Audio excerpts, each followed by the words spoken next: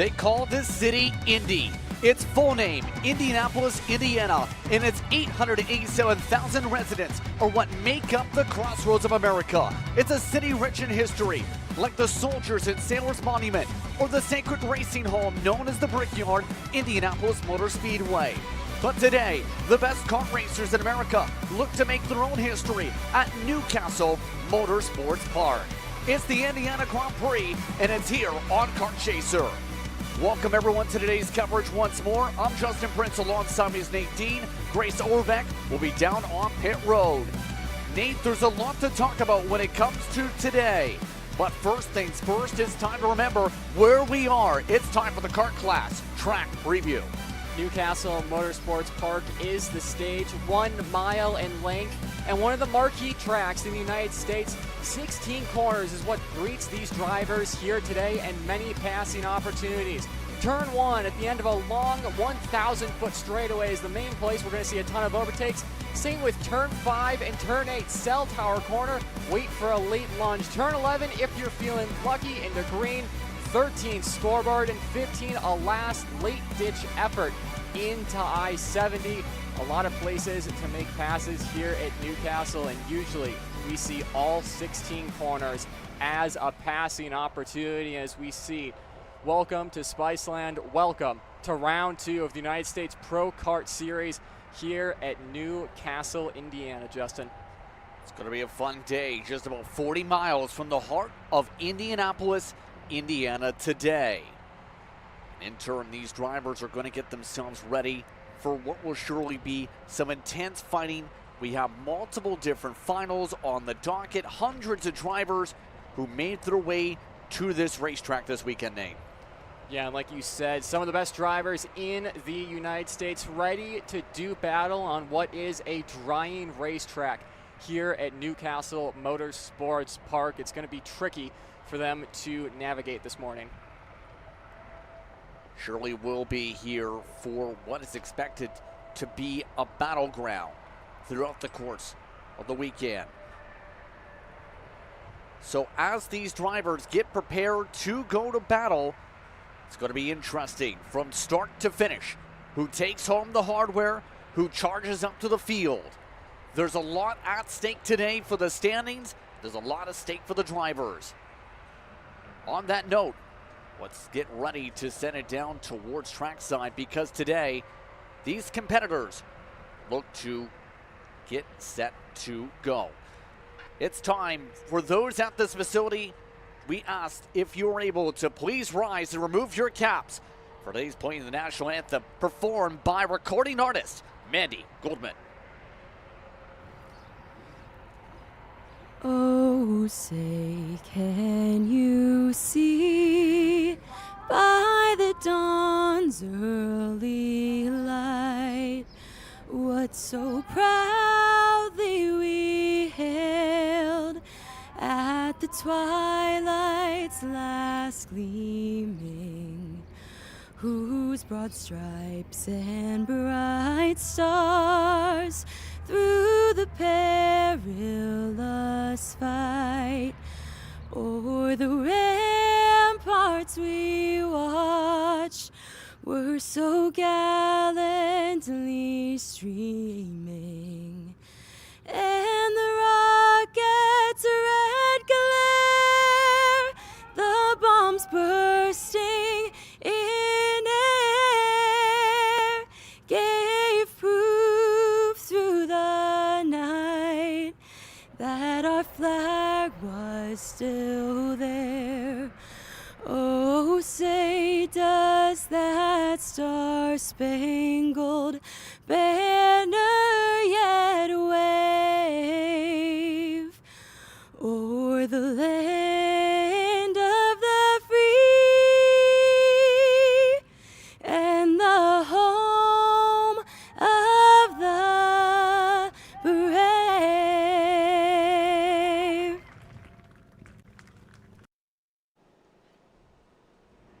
Mandy Goldman, recording artist, with your national anthem here today.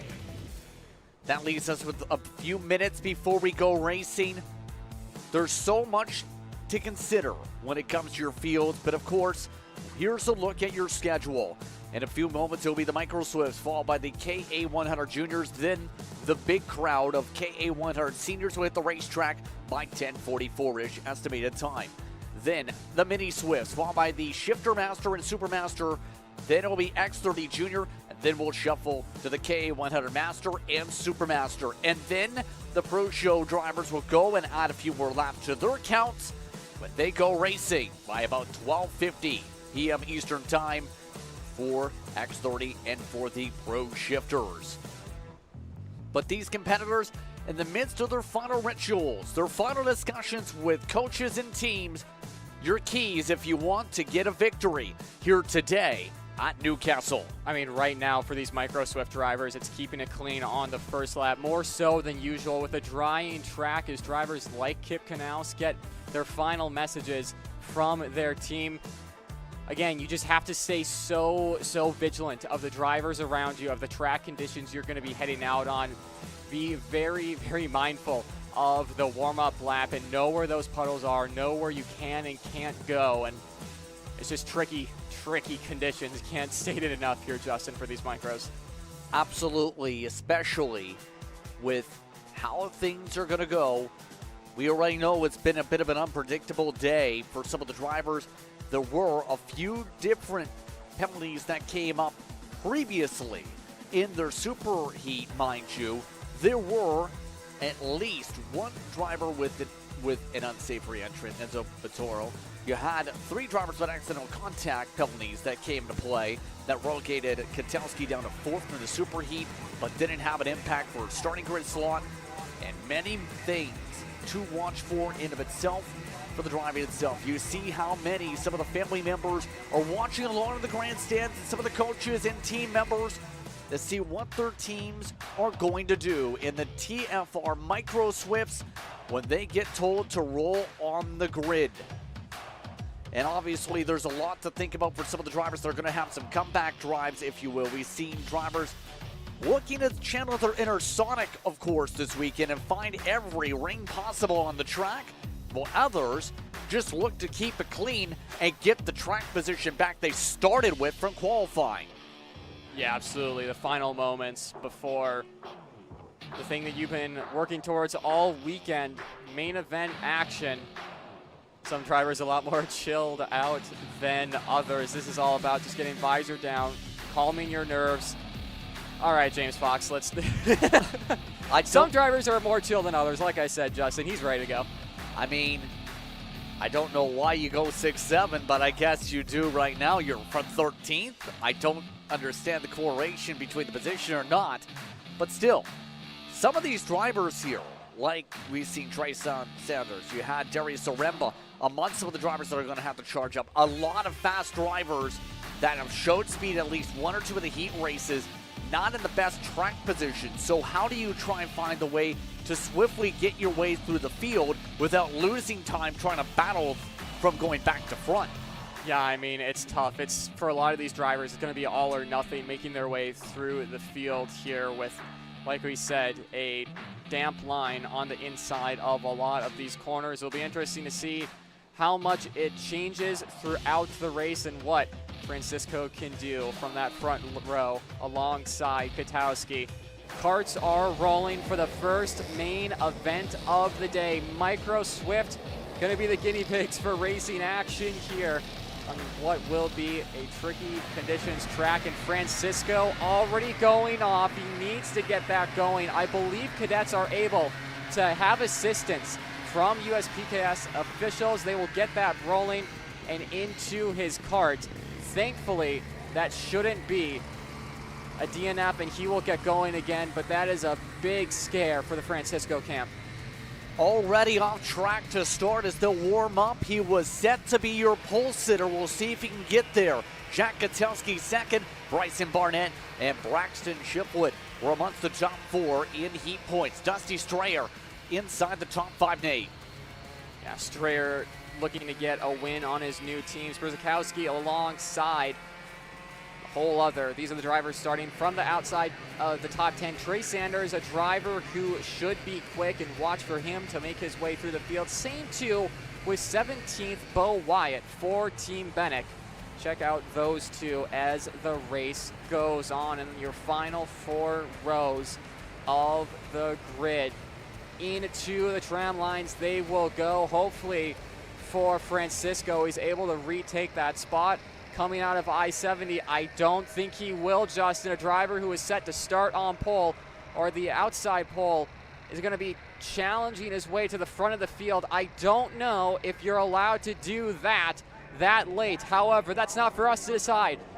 Micro Swift ready to go here at Newcastle Motorsports Park, looking for the green. They're going to get it on the first time of asking. Oh, in contact. Few drivers able to make it through. Nobody went off the racetrack. Bit of a moment to start for this 16-lap feature race. And we're off and away for Sunday Trophy Racing. Barnett moving himself up to second, but for how long? Not very. Strayer now going to contest that after Katowski gets by into blue corner through the double rights for the first time. A lot of moisture on the left-hand side. You're not going to be wanting to go side by side through there. No grip whatsoever in I-70 for these drivers. A long 16-lap main event awaits them. We'll have to see if some of these inside lines and passing lines like Dusty Strayer's doing in green corner dry up and allow for more wheel-to-wheel action, because like what we saw yesterday early in the morning, there wasn't a lot of opportunities to pass, and once the track dried out, we got to the normal 1 mile Newcastle that we're so used to, of every single opportunity as a way to get by the competitor in front of you. So off to a clean start for the field as they rumble away to end off lap 1. Of note, the geese are not nearby, so they don't have to worry about that distraction. But everyone else will focus on the karts ahead on the charge. That includes Sens like right here. See some of the attempts up outside the top 15 or so on some of the pass attempts. But Katowski needing to close up the gap right now up at the front. Francisco did get it up there for the start. Strayer already up 2, trying to close up to the 92's bumper. Yeah, not a good feeling for Katowski to see your competitor driving away in the distance this early on. He's not too far away, but just losing a 10th here or there so early on of a 16-lap race is going to make you have to do a little bit of a mental reset. He is closing back in, though, and Strayer will be doing the exact same. So a little bit of a breath of relief for Katowski in that second spot as the top 3 already start their breakaway. And already showing how quickly they can get on the pace, if you will. Strayer's been pretty solid over the course of the weekend. It's been a bit of battling, if you will, though, to get to these positions, to get an opportunity to be at the front, though. Now with the big points in the line, Strayer showing up with what we've seen in some of the national events this year. Some of the drivers like Sanders, we talked about needing to find a way to recover spots. He's already moved his way up amongst the top 7. Yeah, a really good start sequence for Sanders. He was calm, cool, and collected on grid, and that transferring out on track now, looking to get James Fox on the 67 top kart in front of him, who's just outside the top 5. We'll have to wait and see what the RPM can do throughout the remainder of this main event. But right now, Justin looking really quick at the early stage of this race. Watch for it to see if he falls off at all, and that's a neat move before green corner to get by from James Fox right behind this group. There you see Trey Sanders up into 6th, just 1 position away from a top 5 after starting out of position. Mind you, with some of the unofficial projections amongst the top 3, Sanders was in points in amongst this charge, and now looks to try and continue the charge to keep close amongst the championship conversation. About 3 laps complete this time by for this field, and still no changing up for the race leaders. Now they'll change. Katowski inside, gets the help from Strayer, moves up front, and Katowski says, thank you very much. Let's work together here with Strayer. Yeah, I think Strayer will be happy to do that for the time being. Obviously, he's not going to want to stay there for the rest of the race, but I think both of them know that they have a good thing going with how quickly they caught up to the back end of Francisco. This is a money moment for Francisco to make sure he doesn't lose this pack and to be cool, calm, collected, stay in drafting range of those two. and not see your race win hopes dash away from you. Exactly, and mind you, none of these drivers are the same team, but very familiar with each other with the various different team arrangements they've had over the past few seasons against each other. Second pack, by the way. Barnett still holding up pretty well. Shiflett also keeping there, but you also have the three closing in. Now it's Francisco up at I-70, wanting second back, takes it away. Rips back P2 underneath the 12, and Francisco does not want to stay put, it looks like. He wants this lead back sooner rather than later, does not want to have it to where they just wait, as you see. Meanwhile, Barnett went from leading the pack in the second group to the back of it. Yeah, this second group will be one to look out for, with Trey Sanders leading the way in it. You have a decent amount of talent in it as well, and a couple drivers that go on very well at Newcastle. So if they can't break away from Sanders, we might be seeing some new faces in this lead group, as the 23 of Barnett up the inside of James Fox gets that move done. Parolin in front of him of Stifler, pointing forward to the two drivers behind to try and catch up to Sanders. Unfortunately for them, I think it might be over, especially with this pass. They're out of drafting range at this point. Yeah, they need to find something, anything, if they want any chance to get that back with the speed we're seeing from some of these drivers in the field. Right now, their average pace, around the 112s in that pack. For the leaders, they've gone as quick as the 110s to start off here in the opening laps of this race. And in lap 5, early on in this one, the 3-kart breakaway. The interval between them and Sanders now is going to be 2 seconds between the first and fourth spots, 1.6 seconds between third and fourth. Barnett now in that second group's lead grouping again. About 6/10 back of that, some side-by-side squeezing off. Chavo amongst those looking to find some spots, though. That's a spot going to the 37. Yeah, the 33 Parolin lucky not to be shoved off there in turn 4. It's a difficult corner for you to hold the outside, mainly because your competitor is just going to run you wide through there. Of course, Dusty Strayer going purple this time by. He's at the tail end of that top 3 battle right now, just biding his time, waiting for his moment. He has a little bit of a gap right now, so he's not directly on the back end of Francisco and on his bumper, so getting a decent amount of draft without being held up too much to set that fast time. And so they'll all try and sort themselves again. Oh, by the way, you see how much things are closing a bit for some. That's because the gap between the 3 and the 23 has now been eaten up. But Dusty Strayer is losing touch, we've seen there in the lead group, to the top 2. So there is some splintering going on in some cases, and Sanders hitting his ceiling possibly on how far he can go unless the leaders start to battle. He's not getting enough help yet from Barnett to get the charge up for the rest of the pack. Mind you, when that pack's together, they're still running about 111.7s on the circuit as they go, but the leaders are still up to 4/10 quicker on their runaway attempt to break away from the pack. Yeah, Strayer in third either had an abysmal lap last time around or is having some sort of issue, because he is just not able to hold with those front 2 at all like he was at the start of this race, and is getting closed in by Sanders, Barnett, Stifler, Fox, Chavo, and the rest of this group. And you can see Bo White at the very tail end of this. We're gonna have to keep an eye on the 12 SCR, because something just seems amiss on that kart right now. You can see Dusty Strayer 2, Trey Sanders 1.5 at the line last time by. That should most likely close up this time between the two of them. Absolutely. And mind you, there are some interesting notes here amongst this. You have Bo Wyatt that's also trying to catch up to this. Wyatt was one of the drivers who has, over the course of the weekend, also been a fast driver. Heat 1 in particular comes to mind when it comes to that Bennett that's trying to keep up with this tow. Mind you, this kind of describes a bit some of the ebbs and flows of the weekend in terms of just trying to be consistent race to race for Bo Wyatt. One of those who picked up some wins in schools competition back in June, for example.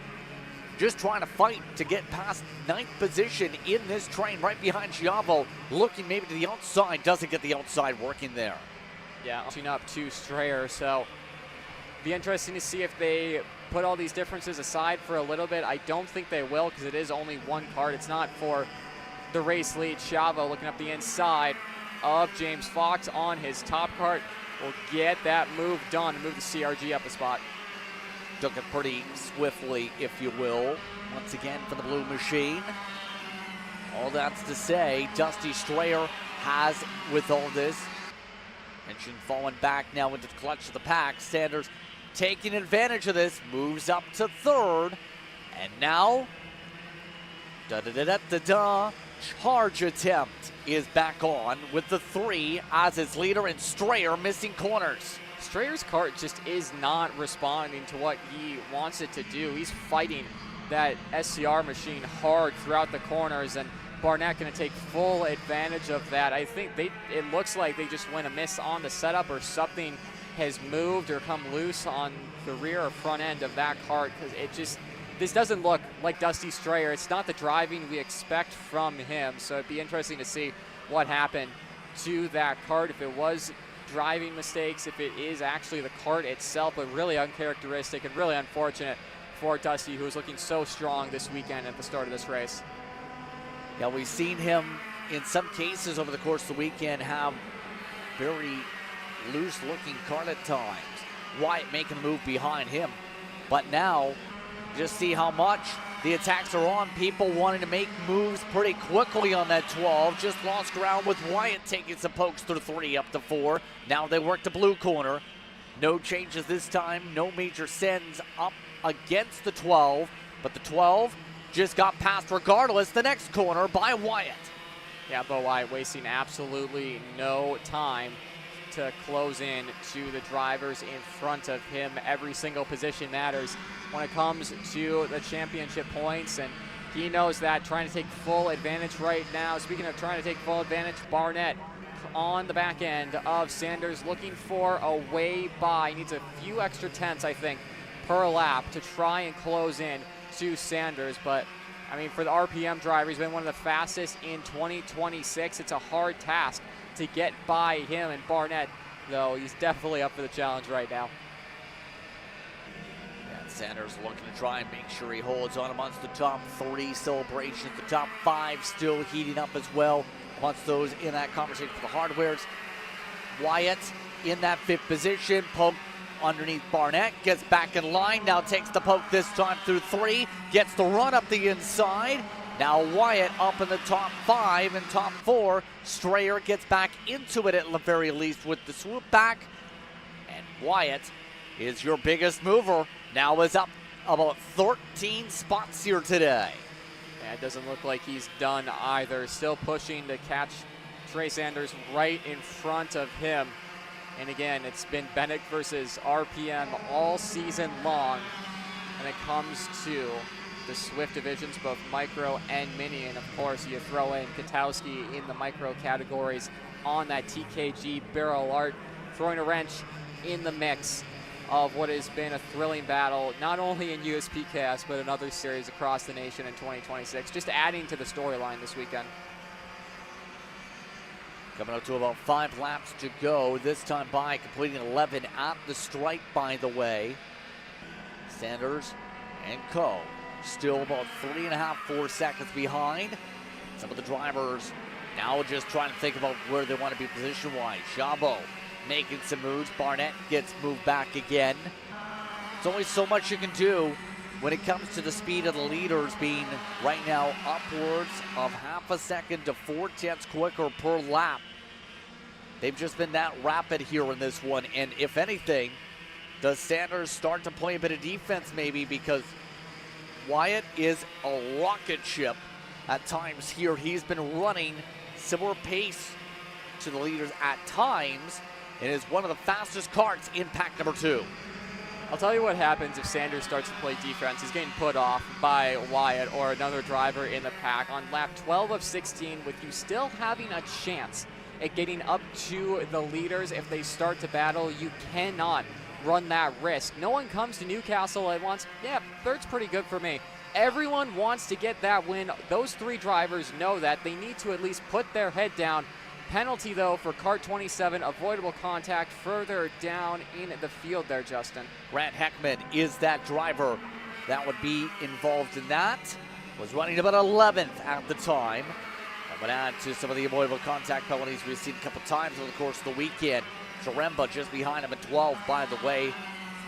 Bit of an up and down weekend after starting up, finished on the down.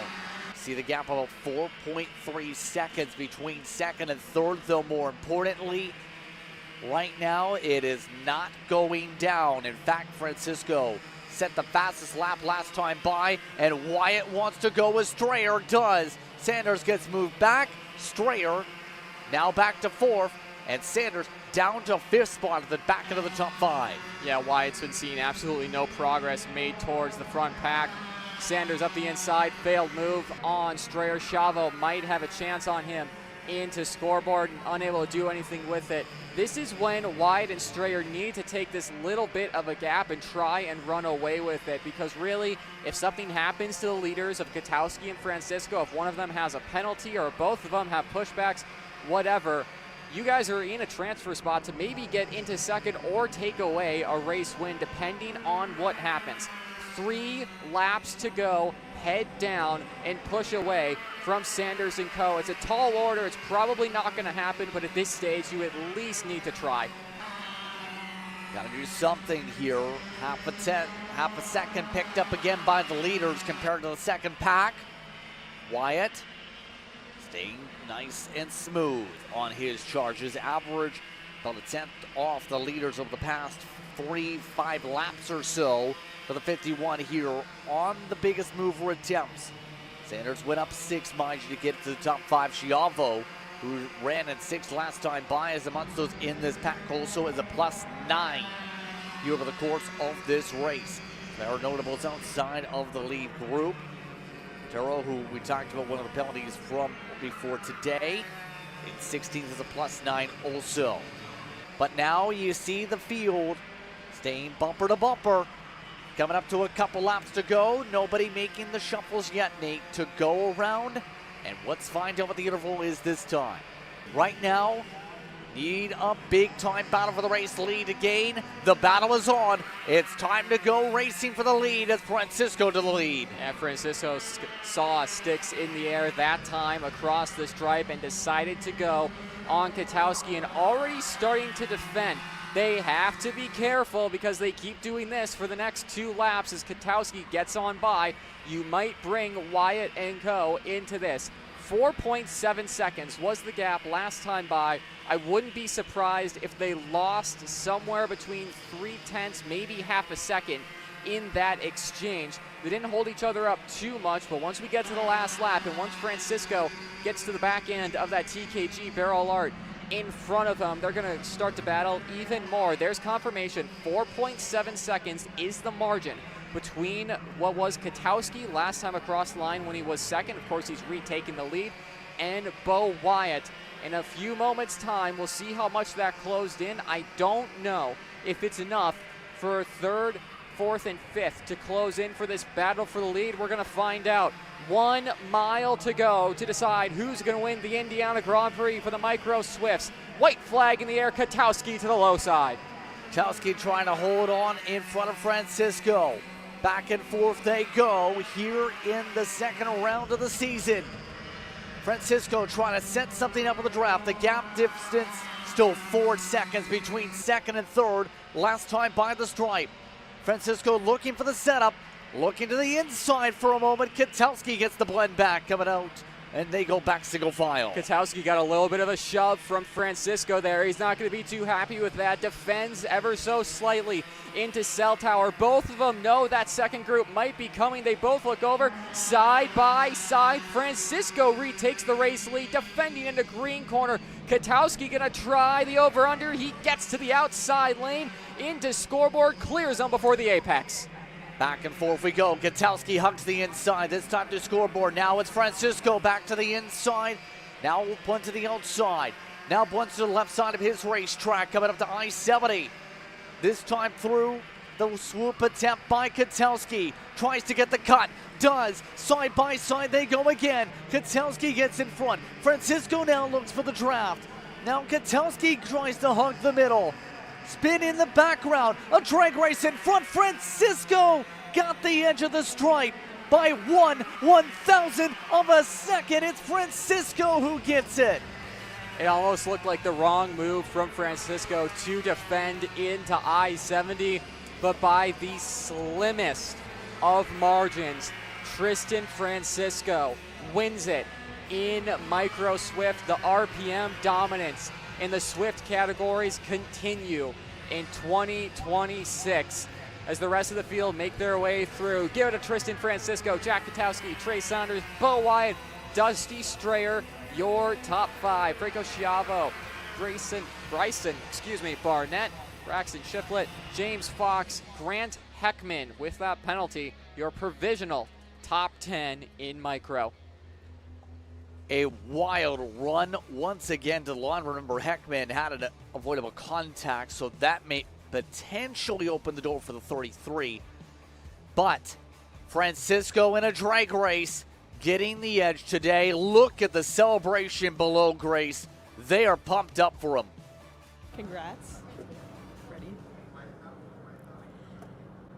Yeah, I mean, you won by 0.004 of a second.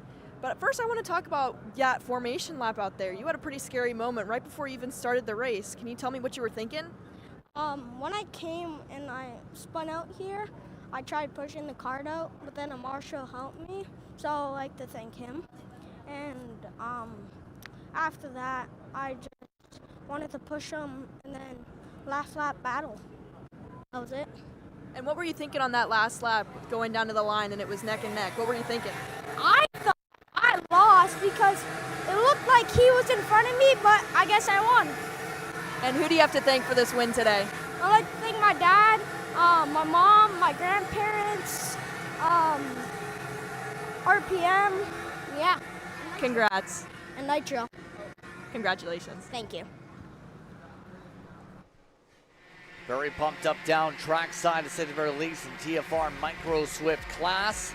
A couple drivers having some spin arounds already on the warm-up lap for our next group. Next up on track, this is your BBSK 100 Junior, led by Nico Katowski and Travis Pettit. Colton Sneakenberg, Santiago Orioli, very consistent heat points in fourth. Then it's Berghofer, Fernandez, Murphy, Placio, Maxwell Mancha, Marco Salmon, your top 10. Yeah, Katowski looking to get a win where his brother couldn't. Nathan Golseth outside the top 10, same two with Cameron Johnson, Varela, Kidd, Drabby, Barry, Utsi, Vitor, Payne, Lawrence Perriman, your top 20 drivers as they head into the tram lines here. A large field of KA 100 juniors looking to try and get the green flag on the first time of asking, looking towards the lights. It's going to be a no start here, Justin. We're going to re-rack and restack here for another formation lap. Good point to mention some of the drivers that have showed speed in parts this weekend, like Ezekiel Height, down to 25th, by the way. That's going to be a tough break because Height was one of the drivers in some of the heats that was up inside the top 10 most of the time.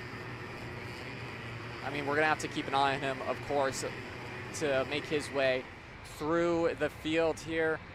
One more warm-up lap for these drivers. Calm the nerves back down, get back into line, and ready to go again for these BBS racing engines. KA 100 juniors. Katowski bringing this field to a crawl right now. He gets to set the pace as pole sitter, and alongside him, one of the most dominant drivers in junior racing, Benjamin Fernandez on the MPG Motorsports Kart Republic, taking his spot on the outside lane in the third row. Second try of KA Junior here, Justin. Let's do this again.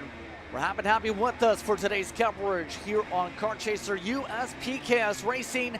Our second final of the day goes green as we work our way to turn 1, 2 by 2. Most of the field through turns 1 and 2 safe, apart from Dominic Gaddis and one other kart at turn 1. Katowski holds the lead. Schniegenberg found his way up into second, and Pettit demoted down into third, but for how long? Contact between the two of them at the apex. Berghofer gonna help his teammate, and it's RPM, BJR, RPM, one driver off to the wayside there into the double rights. A few drivers already having some off tracks picked up, but the fights are on for drivers like Murphy in the midst of the pack. Great start for Katowski, building a buffer. Pettit with a slide. Was there contact? Maybe. It was close with Stiegenberg with a bit of a slide on the tires to take second back. Yeah, Travis put his hand up after green corner. He took the blame for that one. He's obviously not going to be wanting to do those moves that early on. He's a smart driver, and apologizing to Schniegenberg on that, but he knows he has to go. We can't allow Katowski to get too far in front, so now a bit of tandem drafting between Pettit and Schniegenberg to close in. Again, though, for Murphy, for Macha and Palacio, you can't let those drivers in front of you get away. You saw what happened in the Micro Swift race. It was pretty much done and dusted for the drivers that lost the lead pack after the opening few laps. Absolutely, and now, as they continue to scrap it out here, RPMs have third and fourth in the early going. Orioli, who had consistency in the heats and superheat, ended up shuffled down to 8th to start. Samet, who's had a little bit more work in this class, is currently running down in the 9th spot to start off here. That being said, obviously, we have a few drivers like Palacio that look to prove some things. You see his charge there with Berghofer, who was one of the drivers who was fast in the heat races too back there.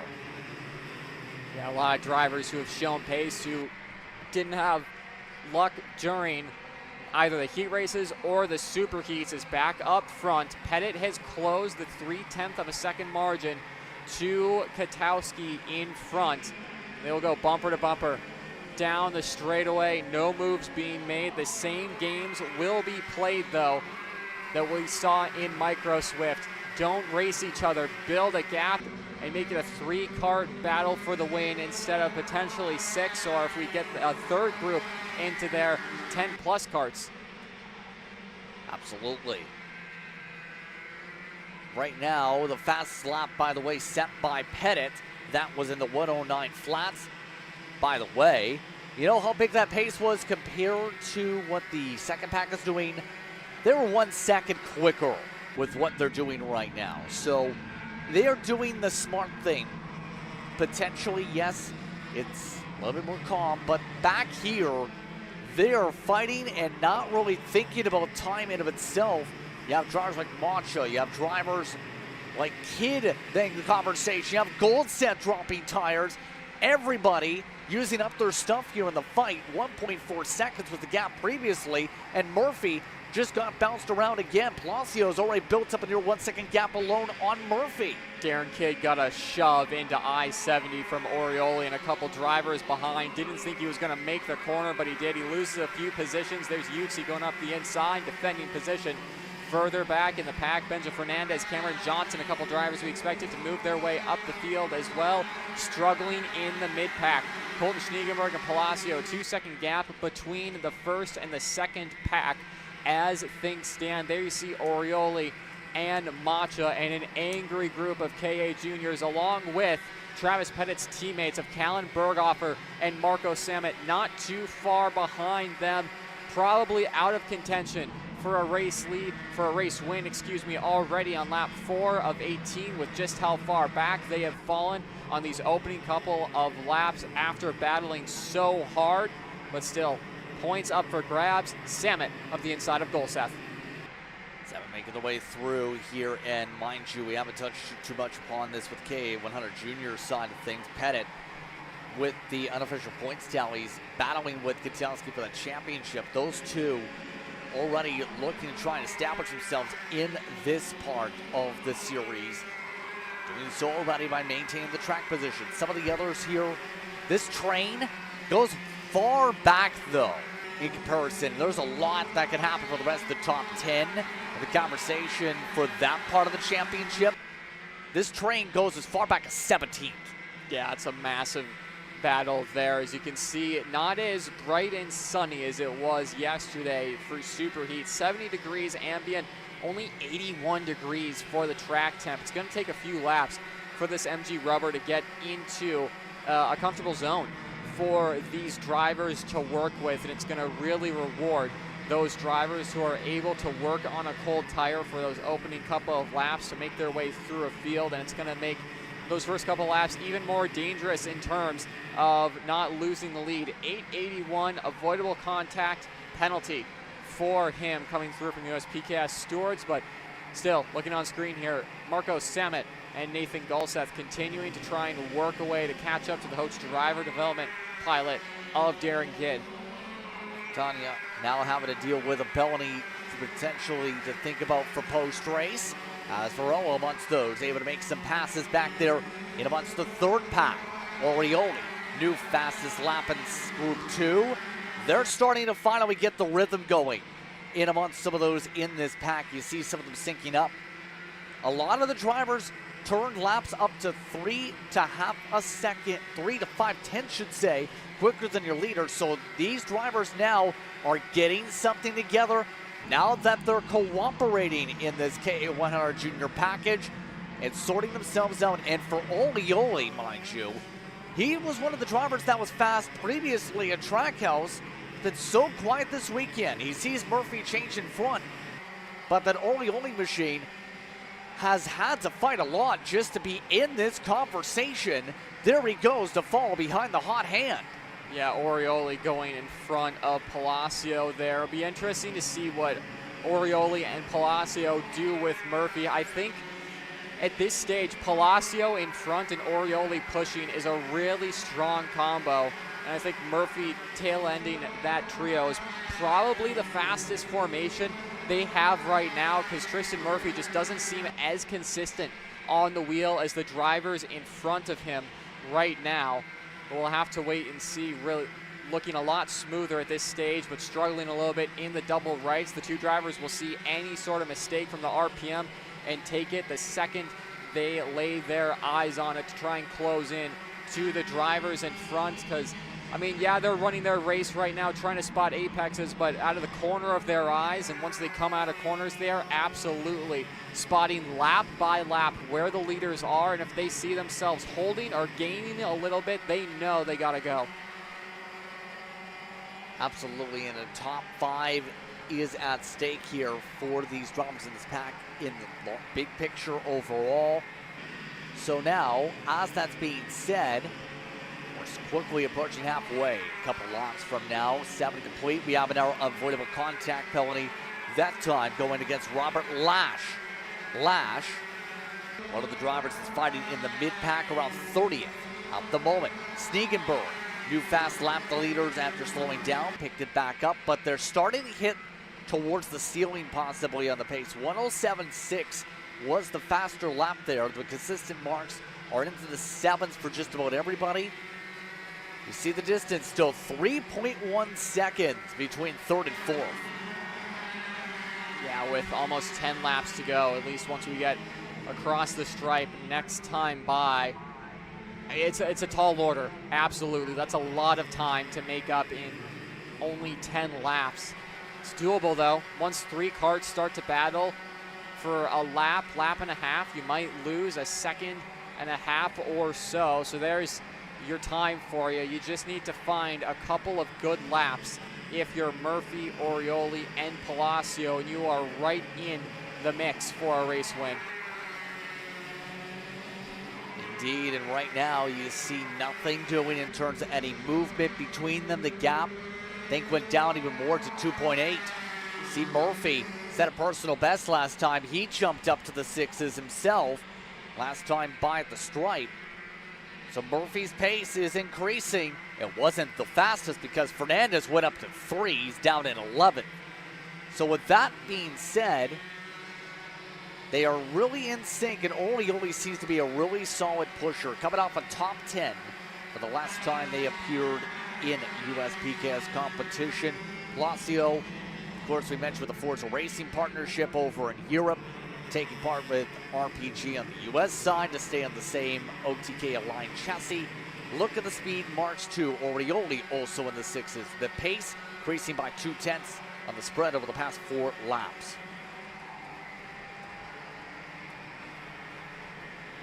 Yeah, absolutely.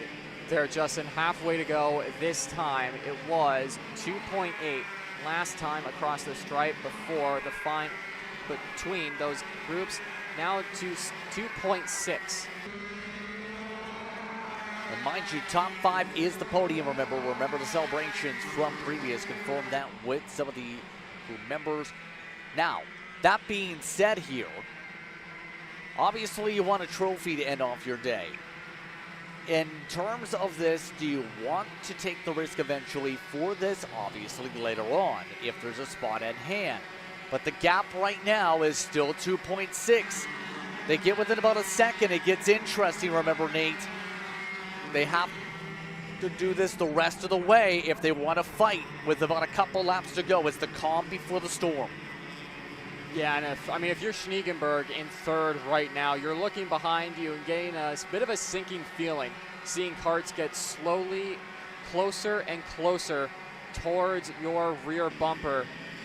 Of course, just have to get your head down because those 3 have a real serious possibility of closing into these guys before they even start to battle. 2.5 seconds the gap now. It's only a 10th, but still for the mental of the drivers behind them, they're going to be enjoying seeing that gap close down. Think so too, and mind you, different levels of experience here. Keselowski has been very strong in the US side. We've seen Pettit be one of the best drivers in the age bracket this year. Schniegenberg has made appearances, you can also say, on the European side, developing his craft on 2 different regions / continents. It's really the contrast and potential of the various different teams here in this battle pack to try and find out who's going to get the edge. Keselowski seems to be building a bit of a cushion here that you normally wouldn't necessarily see. He's maintained the gap for about a couple laps, but now it's finally getting trimmed after it stayed a little bit separated. That's allowed Pettit to say, we've got the run, may as well take it, and that's a change for the first time in a few laps. Yeah, I think these drivers will have seen the drivers behind them closing in and think, you know, I'd rather just be leading than run the risk of thinking we can get away with it. Schniegenberg having the same idea. He wants to go to the point and brings RPM into a position where they can get a win in junior categories. Keselowski sitting in that 2nd spot. He's been calm pretty much throughout this entire race, not really forcing issues for this main event. But looking behind, it's only 2.5 seconds to 1st at this point between those 2, the 3 that are closing in 4th, 5th, and 6th. It's going to be lap 13 of 18, this time across the stripe. Travis Pettit starting to lose Keselowski after all that battling they had at the starting phase of this lap. Should be able to close back in with the pace that Pettit has on that DJR LN car, but could be some nervous laps for him to close in. He's already shaking his head. He knows what's going on. Pettit will have to find a way to get to work quickly because Orioli is charging as that 2nd driver or 2nd group's leader of drivers that are trying to charge. The top 2 have fully broken away from Pettit. Pettit now falling into the clutches on 4-farm back in the next couple laps. Schniegenberg marches his way around the track. Keselowski very content, and someone with a lot of racecraft we've followed along with over the past couple of years with him. He's done really well here today and knows he can help Schniegenberg and recognizes his speed and then maybe fight with 2 to go again. This could be interesting here, Justin, because Pettit maybe had overheated tires or something during the midpoint of this race. Cool off potentially for a couple laps, get the toe of Orioli and charge back in front. Could happen. We've seen Travis Pettit fall off in the midpoint of races and him be a-okay at the end of these main events. So I wouldn't be surprised to see that happen again. But for the likes of Orioli, Murphy, and Palacio. It's going to be interesting how they work with these guys. Nico Katowski, a driver who's been working a lot with pro driver Diego Ramos throughout the past few years and helping develop that pilot. Grace Overbeck is standing trackside with them. Yeah, thank you, Nate. Yeah, I'm here with Diego, and you know, we don't usually see you on this side of the track, but we're usually seeing you in your racing suit and your helmet on. But I know you're out here watching Nico, and I just want to know, like, how do you prepare your drivers when they're in these tense situations? How do you prepare them for that? You know, it's talk to them a lot because they don't have the same experience. They are tense, but they are doing an excellent job.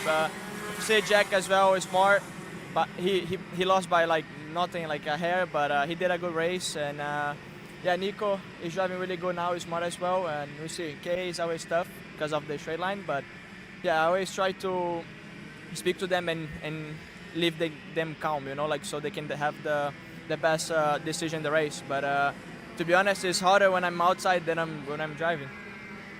I mean, I gotta assume you're dying to be out there this weekend. I mean, do you have any advice for maybe drivers that you usually race against? Like, what would you be doing if you were out there, you know? I mean, today for the race, I mean, in X30 Pro, like the most driver, they already a lot of experience. They should know what they need to do it. If it's like the front pack, it's always the same, always more guys. And yeah, nothing to say, just race hard so it can be good for the show. Thank you. Thank you. Definitely want to see racing that's pretty intense. Nothing yet for the race leaders on a change, coming up to 3 laps to go this time by, but the interval between third and fourth was 2/10 last time. Pettit's basically in that second pack now, which is even closer than it was before. So it is about 2 seconds or so. There it is right there. Olioli up in the backdrop is now leading that pack. Pettit lost all the spots. They didn't even let him keep the lead of the pack. That's how much Pettit is dropping. Yeah, I mean, they knew they had momentum and they took it. Pettit has fallen off hard, so I don't know if he's going to be in with a shout of this race win. Even if he does get to the lead pack with these drivers that are on a roll, he's going to have to get by a lot of karts and have a lot of instances go his way when that happens. 2 laps to go in a few moments' time when we do get to the stripe. But watching along, seeing the progress from Santiago Orioli, 2.1 seconds the gap. We'll see what it is when it updates, when they cross the timing and scoring line. So unfortunate, though, for Travis Pettit. He had so much pace in this class all weekend long, and a result that's not going to show the full story for Travis Pettit this weekend. Over the crest, 2 laps to go. Sticks in the air from Porter Wiesenthal across the line. What's the gap between the two of them? It's 2 seconds from second to third. Not enough of a gain that the drivers in third on back would have wanted. But again, Justin, wait for these guys to start to battle. If they do on this second to last lap, because you'll be able to close in. However, Schniegenberg and Katowski are on the same page right now. Heads forward, head down, and breakaway. Nothing changing yet for Katowski, waiting for the right opportunity to go for it without allowing Orioli and company to have a long shot chance. Still making the way through green corner they go. It was 2 seconds last time by the stripe. They battled too early for about half a lap. They can get within about a second and have a chance if it gets uber aggressive on the final time. But right now, Katowski staying content. Up through I-70. Does he go for it down the front straightaway or wait until somewhere in the middle sector? Let's find out. White flag is out. Final time around, Katowski still doesn't go for it. Orioli and Murphy gaining only 1/10 of a second last time by. This is going to be a 2-kart battle for the win, at least for the time being, to see how defensive they go. Even better sportsmanship than I thought would have happened. No defending into blue corner. This is going to be saved for probably the last half of the lap once we get to green corner and beyond between these two. That being said, Katowski might just only barely being held on to the back end of Schniegenberg. We will see if he has anything for him through green corner. No defense from these drivers. We'll see if Katowski has a late lunge into scoreboard or not here, Justin. Let's find out. Nothing doing there either. Now, Katowski has one or two more chances to go, either down the straightaway or into I-70. He's starting to set it up for the swoop for the straight. Cuts down, couldn't get the full rotation, now gets the pole though. He'll try the outside, now takes the inside, now takes the middle, now takes the outside, back and forth we go. At the line, Schniegenberg by another 1,000th of a second finish, our second of the day. That's incredible. That is heartbreak for TKG and Barrel Art. Nico's not happy with that final half a lap between himself and Schniegenberg. Santiago Orioli holding on for third. Murphy and Palacio will round out USPKS podium, being the top 5. But how unfortunate for Katowski. But what about it for Colton Schniegenberg? A race win on the national scene. Outside the top 5, Travis Pettit misses out on the podium. Nathan Gulseth, Benjamin Fernandez with tears up the field. Maxwell Macha, Callum Berghofer, your top 10. But as they go into the scale line, Justin, if I had a nickel for every time a Katowski lost by 1/1000th at USPKS, I have 2 nickels. It isn't a lot, but it's weird that it happened twice. Scenes here at Newcastle. And a huge win here on the national platform for Schniegenberg. He's picked up a couple wins in series like TSRS last year, but today, getting a national victory, a big step up, his first wins since that point. So up next, more racing action. KA100 Senior is going to be on the docket. They're gearing up for more racing. It's going to be intense. You know, I'm really starting to like this go-karting thing. Yeah, me too. Oh my gosh, can I show you this cute dress I just got? Yes, of course. Oh my goodness, it's so cute. I just love shopping. I love shopping too. Oh my god. Wait, did you guys say you like shopping? Yeah. Of course. Well, dude, I have the perfect place to do that at. ShopPayCara.com. At ShopPayCara.com, you can get free shipping on orders $200 or more. You can get anything you want, like MXC rims, gloves, rib vests, shoes, anything that you need, all at ShopPayCara.com.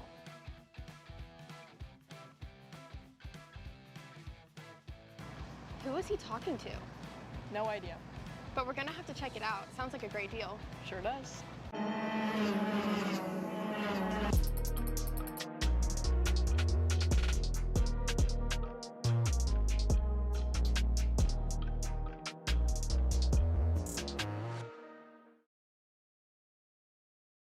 Paulie Massimino wins the Wisconsin Grand Prix.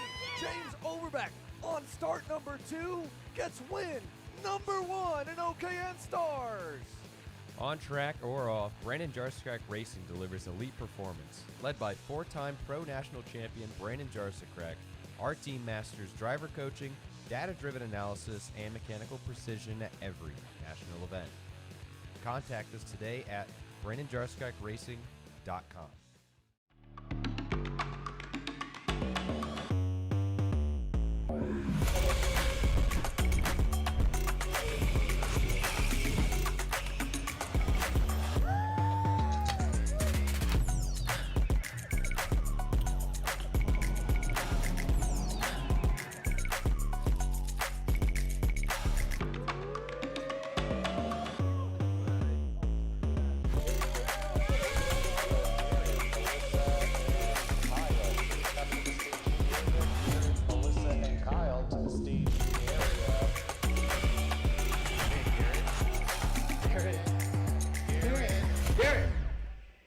Let's go race. Come on, man. Hey, guys.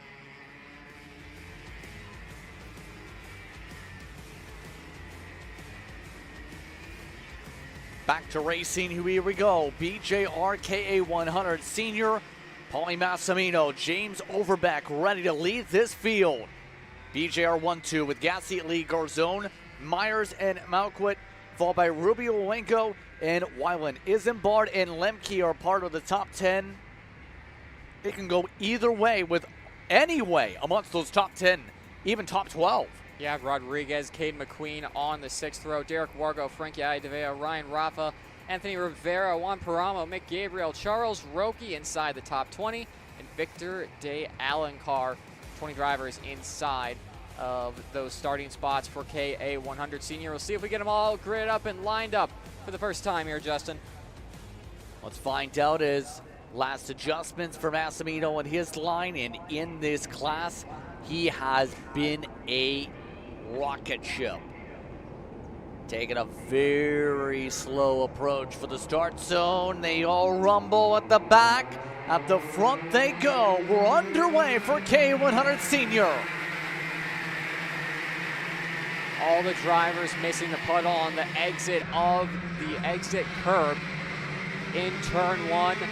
One of the drivers, Mateo Rubio Luengo, dropping a tire. More drivers going to the wayside out there. I think Lucas Klemek was one of them in the grass, but BJR's 1-2 right now. Gassi Ali, Myers, Sebastian Garzone, top 5 as things stand. Isaac Malquit takes 5th away. Able to jump up again and stay in the line. Now changing back with Garzone amongst those in the shuffle. But the BJR's trying to run away with Overbeck with the advantage. Of course, we've talked about both their speeds when it comes to today. It's been hard to beat, but Gassi Lee looking to take the step up to keep up with them. He's had different pairings compared to one or the other here this weekend, but he's amongst those leading the Pack 1B with Myers. Yeah, Myers and Gassi Lee need to be best friends right now to close in to this BJR duo that if I'm a betting man, I'm going to say that position up front between Overbeck and Massimino are going to say the exact same for the next 16 or so laps. They're not going to battle with each other. Thankfully for the show, though, Chase Gassi Lee has been one of the fastest drivers this weekend. He's closing in on Massimino. Myers knows enough about racecraft, especially around here. You got to make these passes work, and you got to make them quick if you do. Taps the back of his helmet to Chase Gassi Lee. Chase needs to know to just push at this point here, Justin. Exactly, and right now you see a couple of the drivers not getting the message.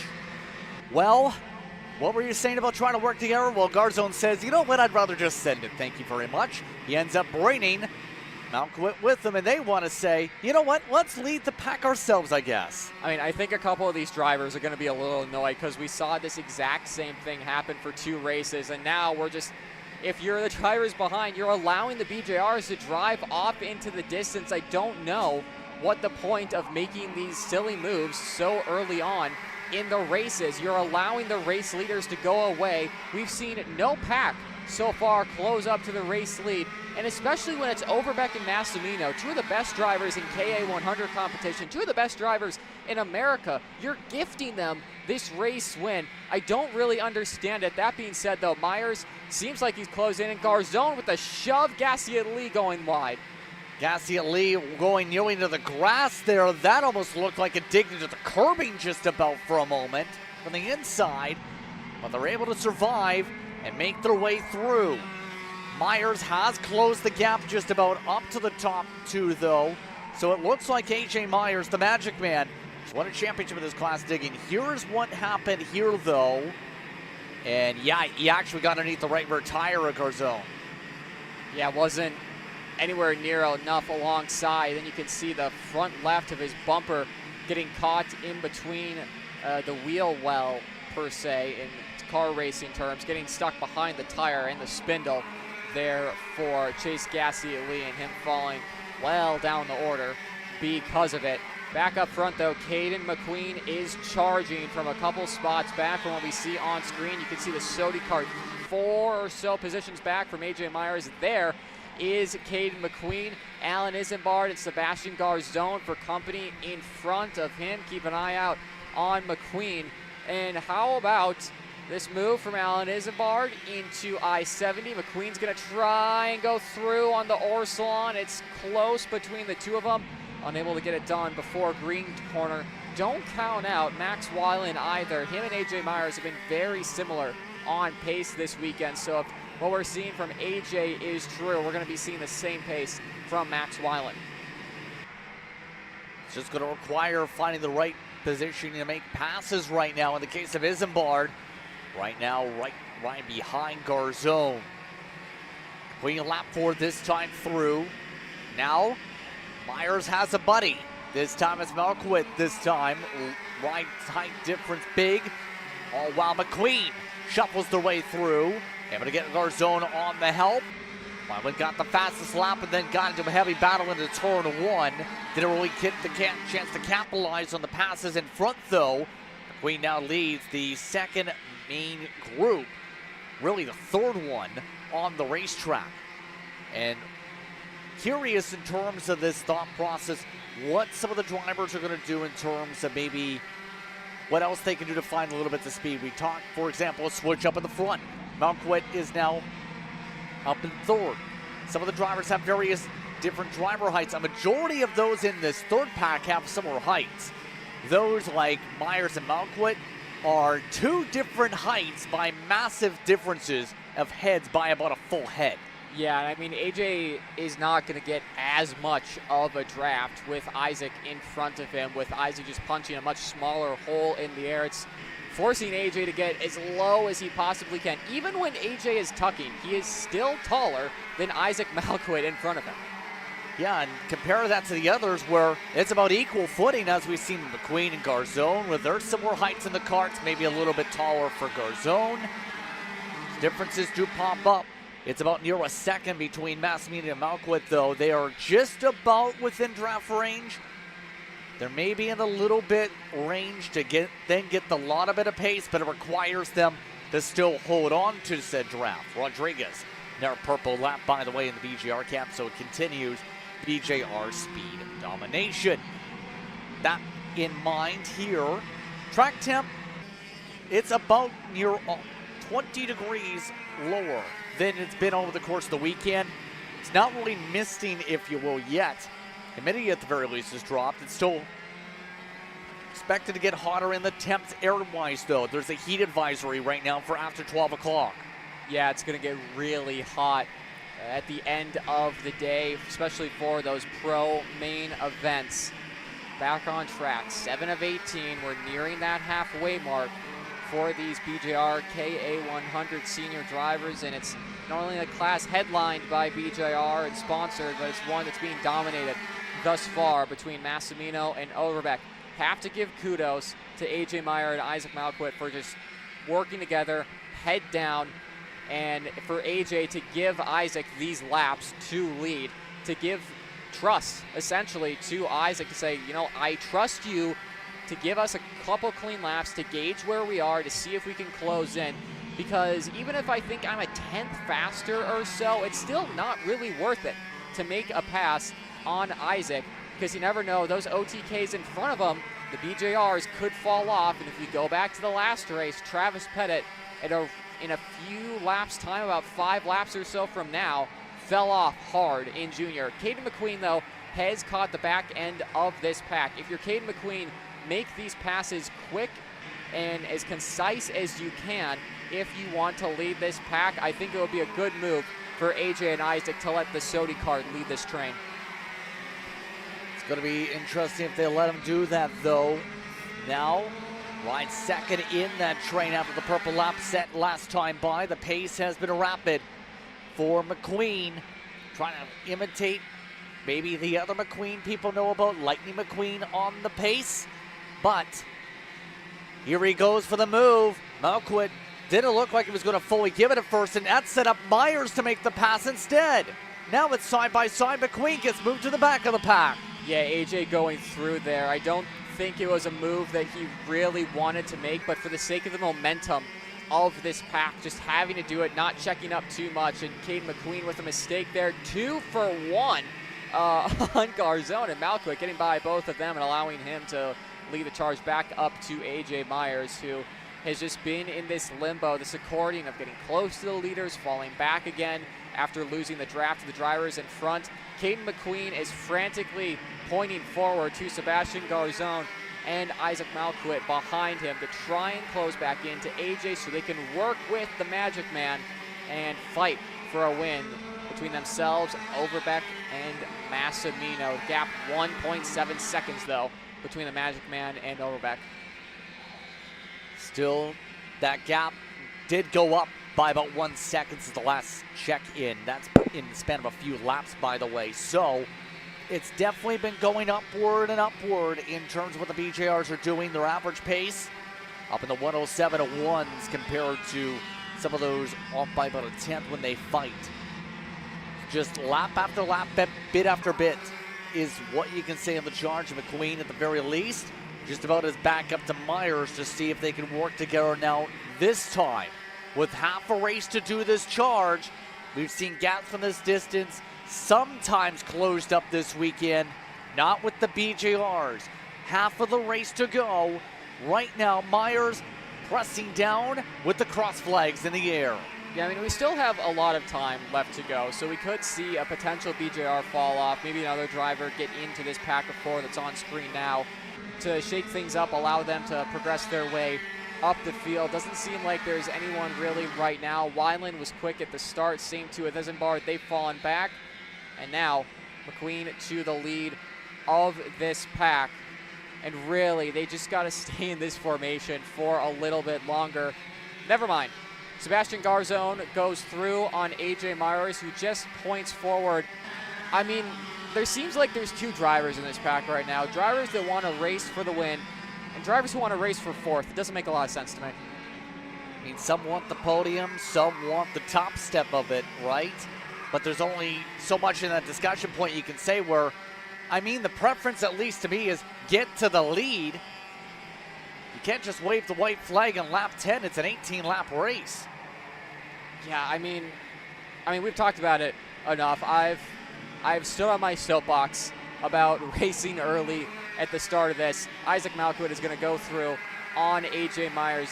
They'll redo that formation that worked so well for them at the midpoint of this race. Again, though, at the start of it, we didn't need to be battling so hard and allow these BJRs to drive away. It's now 2.5 seconds between the two of them, and AJ Myers, I think, has had enough of it. He knows that they're probably not going to get to the race lead, and he's going to start battling for the third spot. Same too with Max Weiland. Tries it around the outside of Cell Tower, gets a little bit of a shove from the SCR of Brandon Lemke behind him.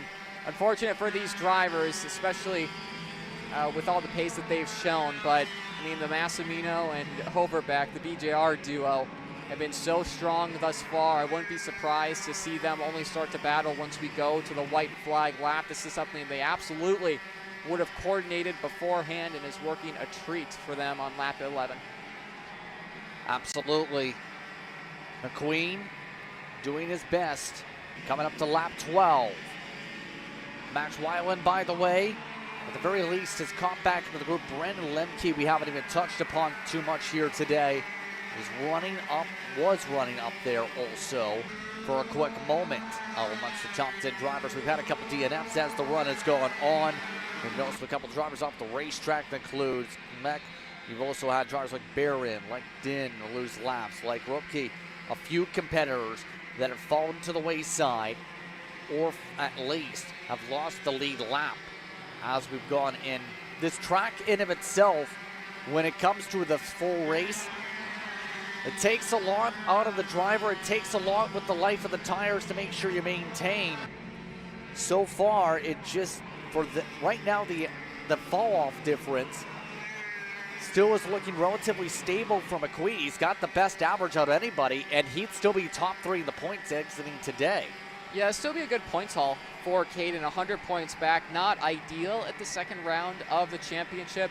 That being said, we did come off of one of Paulie Massimino's strongest tracks in Trackhouse Motorplex in Mooresville, North Carolina. So him starting incredibly well in KA competition. It'll be a whole new ball game once we get to MCC, where Caden McQueen goes very well in Batavia, Ohio. And then the question mark on the calendar in Lorraine to close off 2026 United States Pro Kart Series season. James Overbeck again looking for another national title in 2026. Late lunge from Sebastian Garzone. AJ Myers is going to go through on both of them in green corner.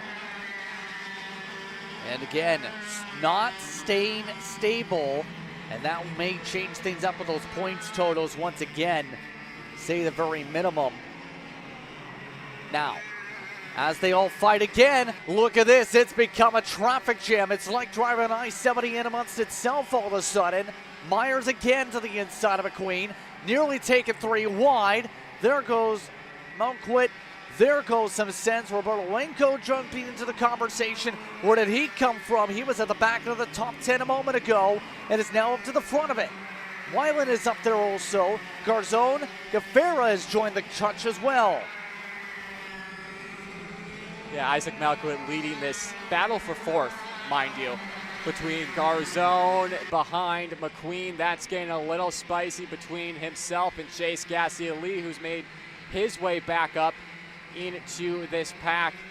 As you can see, all of these drivers at one point wanted to catch up to Paulie Massimino. You can see his lap breakdown at the bottom of the screen, but for one reason or another, the main reason being they battled so hard in the first couple of laps, they're not going to have a chance to get themselves to the BJR duo leading the field. Edgar Rodriguez thought about a move on Anthony Rivera there into green corner, backed out of it. Smart move from him. We got a little hairy there, Justin. We've spread out a little bit, but good to see all those carts make it through. Absolutely. Saying that a lot here today in terms of those that keep your count up. That is somewhere around your double digits, if that is what you are thinking about. But more importantly is what everyone else is going to do in this sync-up. You have Garzone, that's now shuffled a long run. Remember the Orson Racing machines during some of the runs, a long run of shuffle back. The MPGs, though, are starting to dig upward a little bit. Wyland Amustos was at the top 4 a moment ago, and is now right in front of Malquit. They're trying to dig to get up to Myers again. What was the saying? Never count out the 918 for one of our classes. He's gotten the long run speed right where he needs it to be for a podium spot. Yeah, absolutely. And 2 of the youngest drivers in this class dig in to try and catch back up to AJ Myers in front of him. Caden McQueen has had such an up and down race. He's shown some of the fastest pace throughout the entirety of the field, gone to a lead of a pack, fallen back, having to do it again, fallen back again. It's just not going the way that Caden would have wanted here at Newcastle. 3 laps to go, though, this time across the stripe. Garzone to the inside of Chase Gassia-Lee. Make the move done into turn 1. Back up to the leaders, though. You have to give it to them. 2 of the smartest drivers in the field this race, deciding not to battle, work together as teammates, break away from the rest of the pack. They've done exactly that, Justin. Almost 5 seconds, the gap between Overbeck and Myers. They have been the dominant duel all this race. They've swapped a little bit here and there, but they have worked together to make this a team 1-2 and put on that big hat they always seem to have for their podium celebrations. It's been a dominating effort by these 2 every time out. There's no other way to put it. Now, though, becomes the question, who wants it more? Massimino or Overbeck for the checker flag? With 2 to go, no change yet. Yeah, sticks in the air from these 2. They've done the hard work. They've broken away from the peloton, and now a money moment between the 2 of them. James Overbeck, will he try and break up what they have going so far, make a move early on this penultimate lap, sticking behind Paulie Massimino? Might not be trying to get by here, Justin, but definitely looking at where he can get by, where Paulie's struggling a little bit. He's been doing that for the rest of this race, but a mistake like that from James Overbeck through the double rights and into Cell Tower isn't helping his chances. It's going to minimalize where he's able to make that move, and hopefully for him, able to draft to the back end of the 943 down I-70. Let's find out if Overbeck gets the move he's looking for. He's got the gap he's needing to pull up the run. He's within about half a cart length to a cart length. Does he take that run and make the move? Here he goes. Here comes the run. White flag is out. Final time around, he goes straight to the bumper instead. Still no pass attempt yet. Turn 4 is going to be the first opportunity to see what James Overbeck has. Does Paulie Massimino look over the shoulder and go defensive? They have enough of a gap to start battling. They're not going to do it very similar to what we saw in KA Junior. James Overbeck might be happy in the second spot, as what we've seen so far today, you're able to draft up to the leader out of I-70 and get the race win. Again, Justin, I would not be surprised at all to see no move from Overbeck. Knows that Massimino has the points tallies going his direction here so far this season. Looking to try and get another win on the points tallies for the campaign. Now they'll rumble their way through to I-70. Overbeck does take a peek to the outside. Does he try it on the outside? Doesn't stick. Massimino has the run in front, has the gap. Paulie Massimino wins it at Newcastle and KA 100 Senior. Perfectly executed from Massimino. Battle for fourth further back in the final 2 steps on the podium. Unfortunate for James Overbeck. He just got too far alongside Paulie Massimino in the braking zone of I-70. He didn't go as deep, wouldn't be forced on to the marbles as much, and he had a big slide mid-apex off that really ruined his run out of I-70. The rest of the field making their way by, and you can see the replay here. Gets really, really deep into the brakes, crowds Paulie a little bit, and there's just no rubber once you get to the outside of the racing line mid-apex with how much it rained. You can see he's on the racing line, starts to get off of it, a little bit of a touch and just a flat slide from the 948. Max Weiland off the track as well here. But James Overbeck, what could have been AJ Myers, is not going to be happy with that one. Paulie Massimino, your winner in KA 100 Senior. Gets it done over Overbeck, Myers, Malquit, McQueen. Max Weiland was in 6th. Garzone, Gasket Lee, Gabriel Isambard. Your top 10. Let's send it down to Grace. Paulie's going to talk to his teammate James. Aw, isn't that sweet? That is a true teammate right there.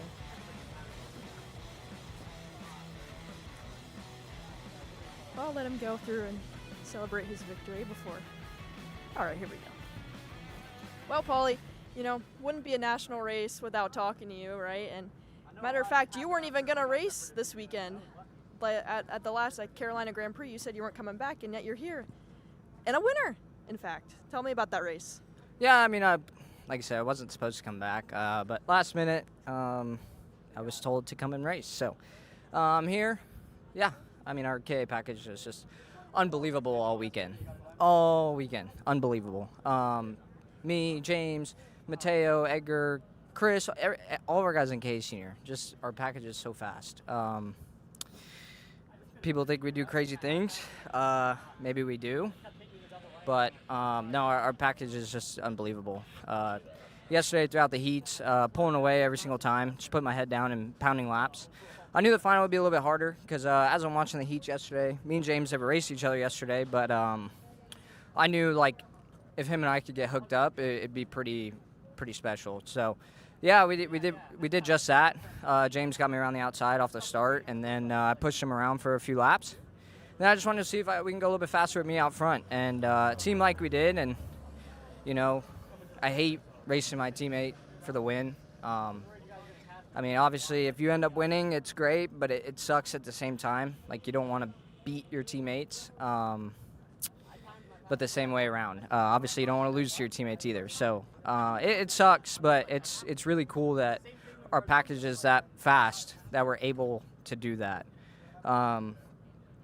But yeah, like I said, I can't thank this team enough. I don't know how many wins that is in KA this year, but yeah, we'll keep them coming.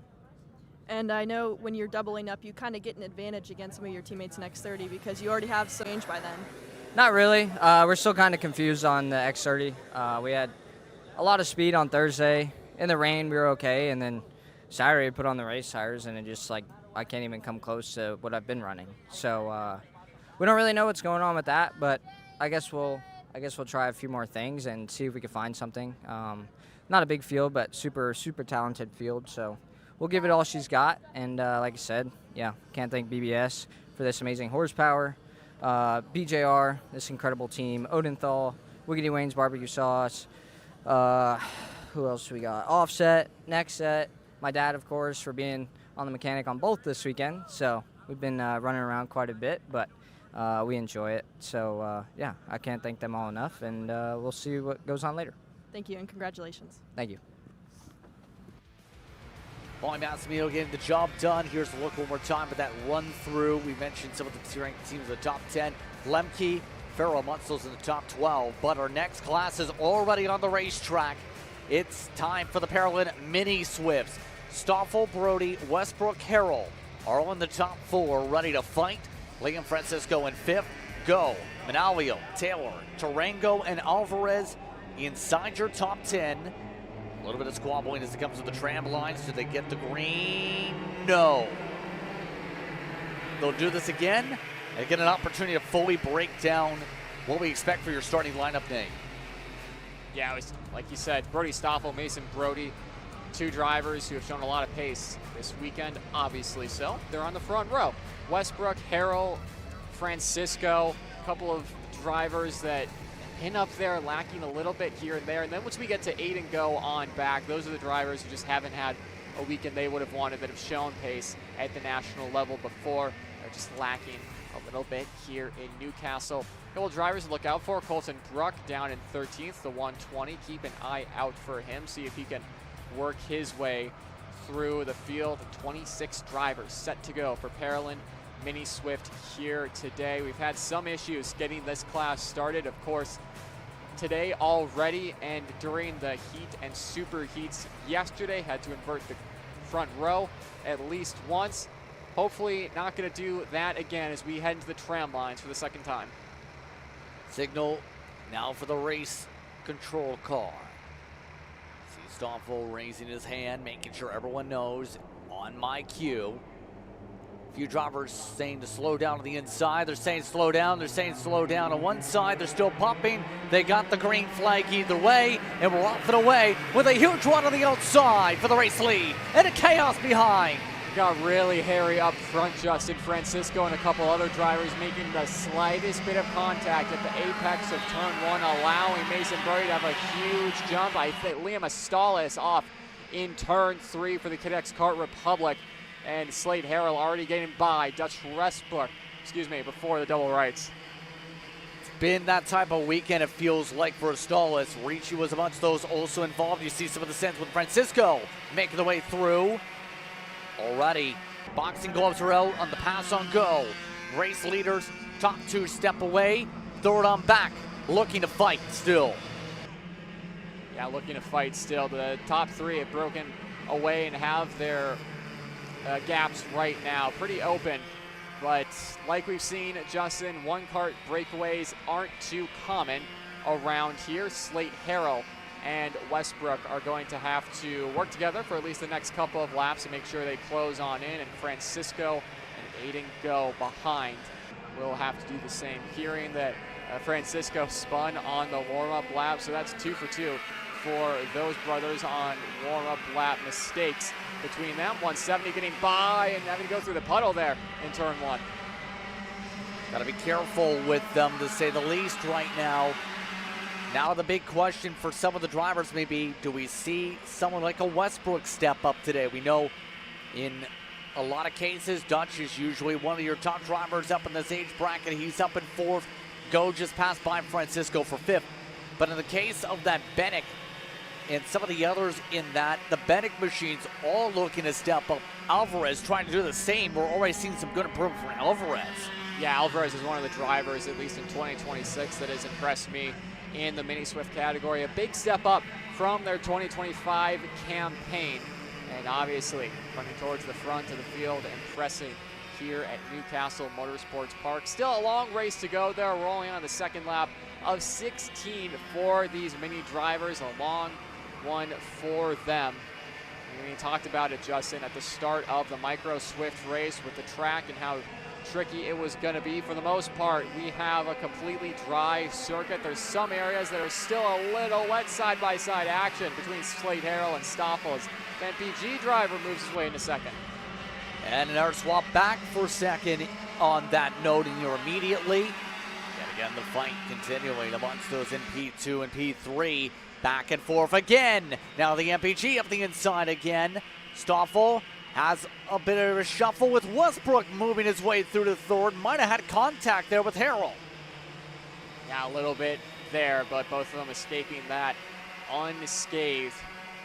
Mason Brody has held on to this lead for longer than I would have expected, to be fair to the SCR driver. The drivers behind just haven't really linked up and closed in to him and found a working method that is allowing them to get to the back end of the 109 machine. Stoffel a little bit behind Westbrook, as you can see on screen, should be able to close that in with the help of the slipstream down the straightaway. Of course, a long 1,000-foot run into turn one here.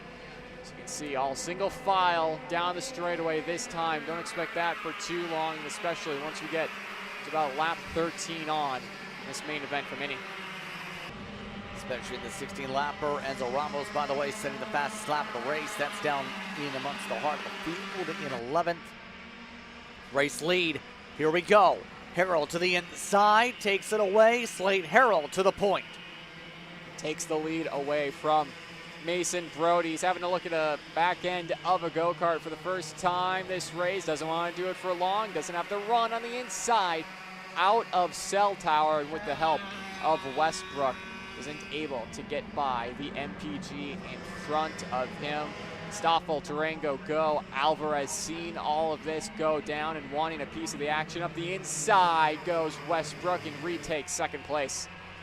Move up, and you know who's flying through this field too, or was before the last lap? Tarango was up amongst those inside the top five also for a moment. And our change, Westbrook jumps up in front. All single file for the top five here now. And let's find out which driver is going to go next. Remember, Tarango was one of the drivers that lost some ground in the heat points because he had his kart go out and stop after one of the restarts yesterday. Now is in the mix in the top five again. Yeah, back in the mix for Tarango.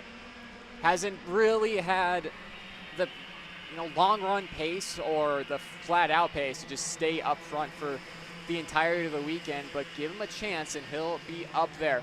Taking a look at standings pre-drop, Mason Brody has a good gap between himself and Brody Stoffel, a little bit closer between Stoffel and Harrell in the third spot, as things stand. Of course, live updating every time we come across the timing and scoring loop here, Justin. But Mason Brody, even in this second spot right now, sitting comfortably in the championship, but really, he's going to be wanting to get that win. Very hungry to do so, absolutely.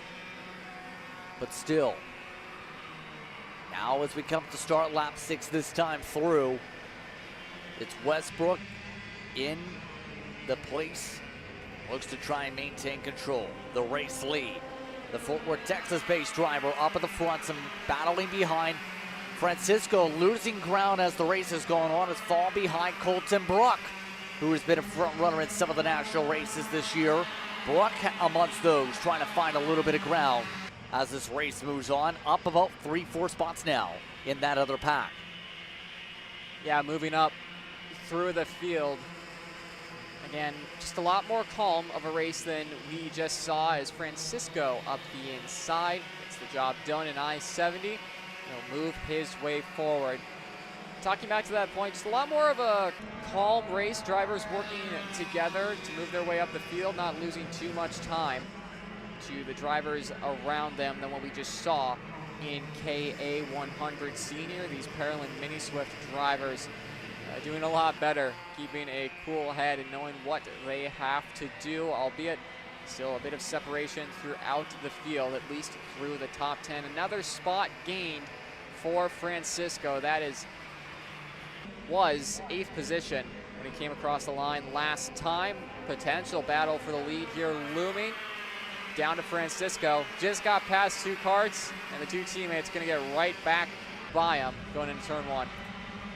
We're going to get back in line and look at how things are shuffling again back there. Nothing changing yet with Tarango looking over the shoulder, but the race lead now will make the change.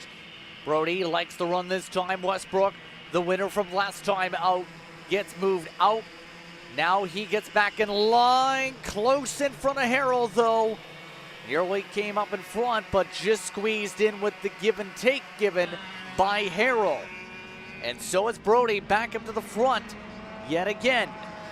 Now the interesting thing was looking at some of the numbers for your previous race leader in Westbrook, for those curious. He usually wins races in bursts. 3 races in a row, then usually gets some podium runs after that, or top 5s or top 10s. Then gets 3 races and wins in a row this year, then back to the top consistency mark.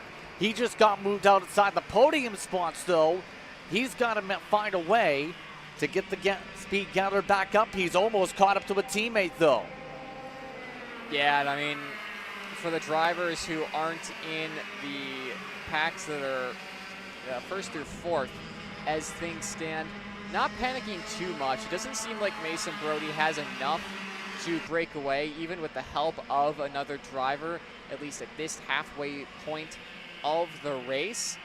You never know. You can't assume that he's not going to be quick through the second half. You got to stay with him. But for the likes of Tarango, Manalio, Westbrook, Alvarez, and those drivers, still want to get your head down and close into this front pack and not risk the chance of them breaking away and having what we've seen in the previous classes already today. Still though, Mason Brody has looked so strong out in front. Whenever he gets past, just give it a couple laps, he'll go right back to the lead. He seems like this is the place he wants to be. Some drivers prefer to not lead a race. They prefer to follow, to watch where the drivers in front of them are stronger or weaker than them. But at this halfway point, Mason Brody calling first place home at the moment. Absolutely. Here with half of the race done, they all rumble their way through with this top 7 looking for some place to go. One of the drivers, again, you have to give a shout to is what Tarango's done this weekend with the recovery drives. We touched upon him from some of the ups and downs of the weekend, but has been a driver who we've seen up here on the national side has had to really battle. He's usually very successful with that 167 is on the West Coast. He's one of the better drivers out there in series like Pro Kart Challenge or in Rock with the Sonoma event they had, or Challenge of the Americas. But when he comes out to the Midwest or the East, it's usually been a bit more of a battle. Now, he's amongst those really in the scrap in this lead group that just changed hands again as you see the gaps, how they form. Yeah, 4/10 between Manalio and Westbrook last time. Across the timing and scoring stripe, they're gonna go over once again here. Lap 10, 7 laps to go for our Mini Swift drivers. Again, we've seen a lot of change of position between the front pack and this second group that's only a few tenths back. So the top 7 you can see on screen.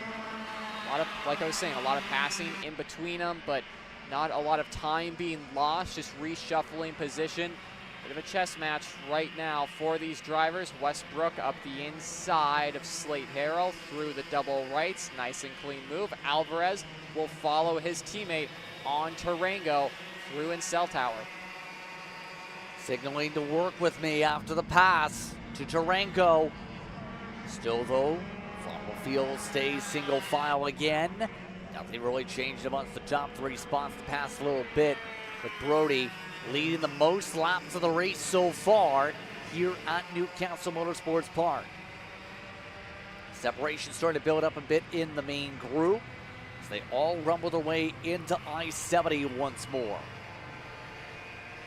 Out of I-70, sorry to cut you off there, Justin.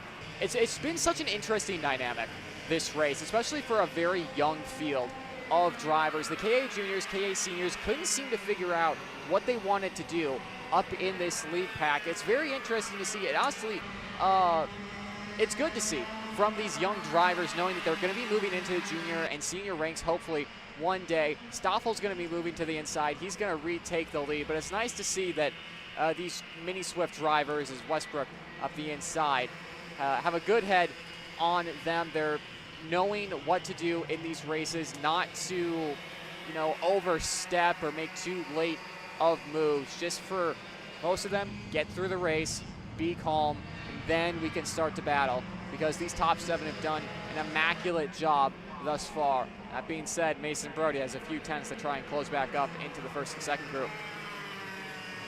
Trying to find a way to get back up there. Manalio, though, one of the drivers in the top 5 earlier this season at Trackhouse, is flying up there and is in the conversation for the race lead. Manalio, who's had fast laps in this race, and it has the purple lap right now, up 5 on the attempt to get up to the front of the field. It's your biggest mover, that's George Saminsky, that's got that up 12 at about 13th or so position-wise. But right now, that Manalio-driven machine is flying, and that 191 is looking to push his buddy up ahead. You see the nitro carts linking up. Yeah, and they've been gifted this gap, and they're going to try and take it. Manalio up 5 spots, and obviously going to look to make it 6 by the end of this race. But second and third, that gap does seem to be closing down. Mason Brody able to break away a little bit from Westbrook behind him. It was half a second last time across the stripe between second and third, but that was between Jake Manalio and Mason Brody, which obviously still is the case between these two on track as things stand. We'll wait for them to come out of I-70 to get another gauge on where they are at for lap 13 of 16 here for the main event of our mini Swifts. Waiting. What is it across the line? It's only 3/10 this time by. And Slade Harrell down in 5th. He's the fastest driver on track. Keep your eye on the MPG Motorsports driver. Picking up more speed again. This time through that group, picking up at least 2/10 on the charge up. He mentioned about 3/10. So, right now, Brody hungry to close. All these drivers in the championship conversation we've seen with the pre-drops earlier, all ready to fight it on out. Some of the others joining up to the top 10. Repka got up to the 8th position recently. Axel Garcia is up 6 as well in the second pack. So a few drivers are making some big moves late, but the RPMs are trying to hold on. Their supremacy broken up. It's Brody getting by for second. Westbrook looking to get by for third. It's all the way to the back of the group for Brody Stoffel. It's Manalio, now your race leader, coming up to 3 laps to go. 3 to go at the line, and the games begin. Manalio defending for the race lead. Brody retakes it, not enough as the sun starts to come out for the first time today. Mason Brody thought he had a run into turn 1, unable to do anything with it. Now Westbrook making it 4 teams in the top 4 up the inside for Mason Brody in blue corner. Gets the move done, pushes Westbrook to the outside, becomes the inside of Slade Harrell. Now Westbrook fighting hard to hold on to that 3rd spot, pointing forward, wants to try and catch back up to Mason Brody. It's going to be 2 laps to go at the line here. Justin Harrell back up the inside. It's been calm for 14 of these laps, but these minis have decided now's the time to go. Now's the time to strike if you want the points, if you will. Want to get a podium? You better be in that top 5. Now, the run for the cut. Manalio trying the diamond line to build up a run again. Couldn't get it. Instead goes the bumper. Trying to break away the top 2. It's 2 laps to go. Brody defending. Moving back to the outside, side by side for 3rd. Slade Harrell amongst those going on the aggressive. Again, Slade Harrell having to be careful here. Work with Westbrook to close into these 2 in front of him. Obviously, they're going to catch either by pace alone or by the two drivers in front battling, but they're going to want as many opportunities to work their way past these two karts in front of them as they are given. So they're still pushing and still having the head down, and already Slade Harrell just a few tenths behind. Manalio in second, and can start to feel potentially a win for him on the MPG squad. He's got momentum right now, and Brody and Manalio are almost sitting ducks for the pace that Harrell is showing. So as we zip our way towards I-70 for the penultimate time in this race, the dominant driver of this event, Mason Brody, looking to try and cap it off this weekend. He's been having speed up inside the top 3 every single time. Can he get himself the checker flag with the big points on the line? White flag is out. Final time around. Manalio on the outside for a moment. They'll go back in the line for 2. They rumble their way to 3 with Brody still looking to try and go lower and play defense.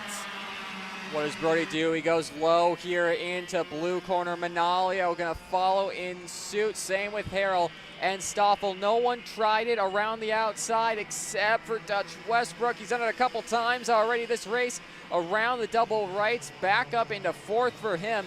Speed Concepts Racing looking for their first cadet win in a very long time for that squad. Through green corner, it's still comfortably Mason Brody's as Harrell up the inside. Manalio, this is going to give Mason Brody even more of a gap here, Justin. 3 wide for a bit. Westbrook up to second, up through scoreboard.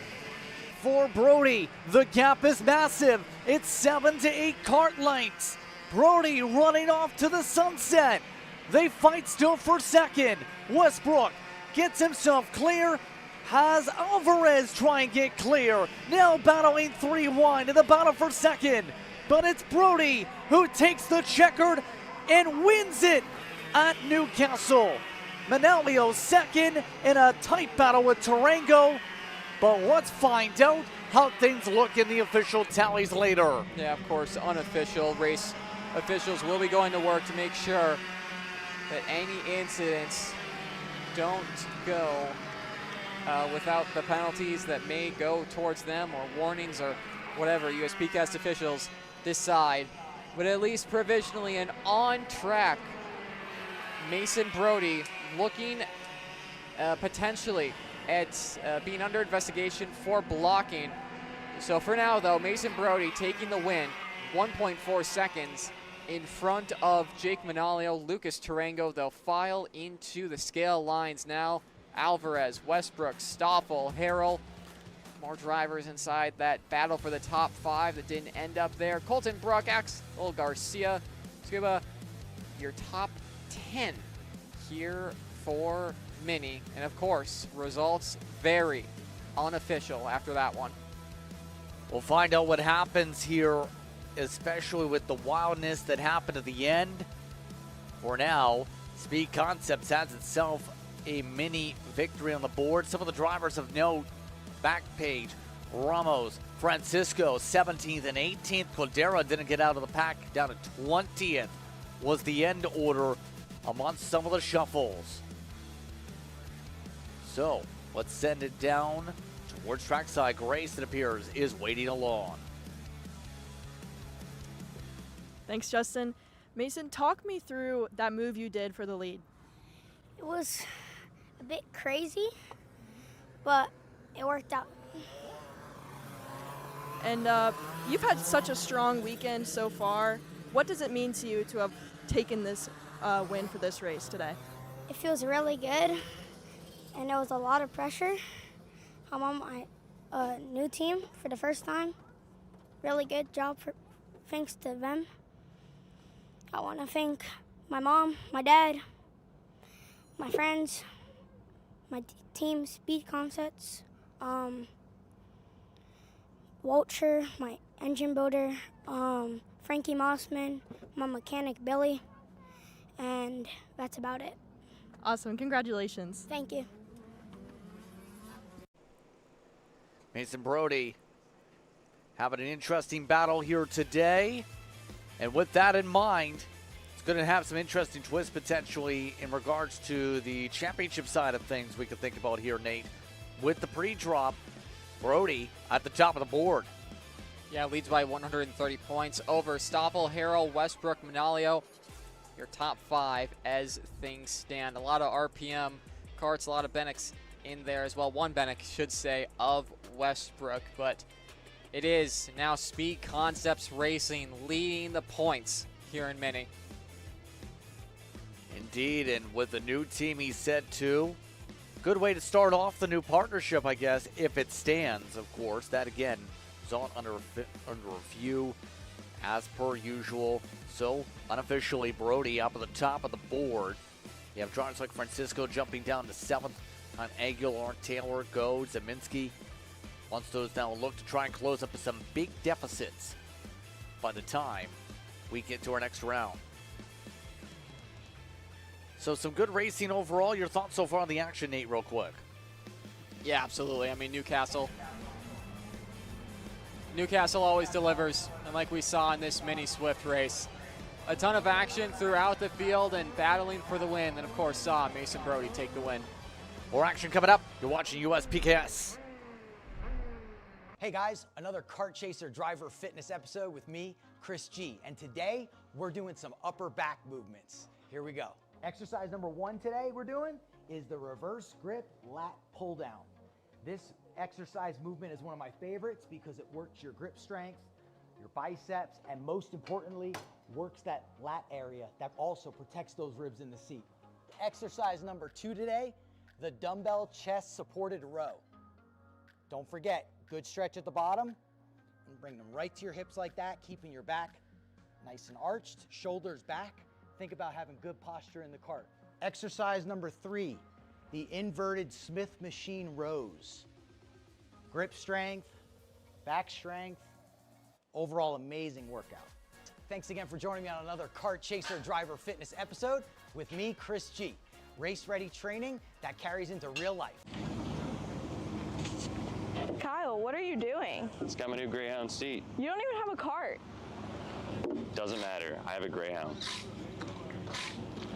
Who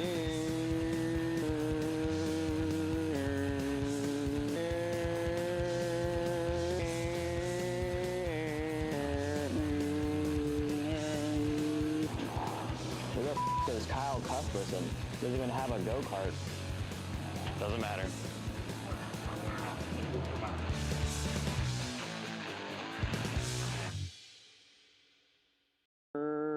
Cuthbertson through on Turney. Turney in the dirt. This is Henry. Henry feels sad. Henry feels sad because it's time for his next big race and his go-kart is in bits. Henry doesn't know that Acceleration Kart Racing is the United States' #1 shop for all of your karting equipment needs. Henry also doesn't know that Acceleration Kart Racing can deliver anything from tires to race suits and even wheels directly to your front door or to the racetrack itself, quickly and efficiently, with tech support available 6 days a week. Poor Henry doesn't even know that Acceleration Kart Racing offers free shipping to mainland USA on selected product if you spend $200 or more. Do yourself a favor. Go to accelerationkarting.com and make sure that you are never left stuck on the pre-grid with Henry. Be smart and don't be like Henry.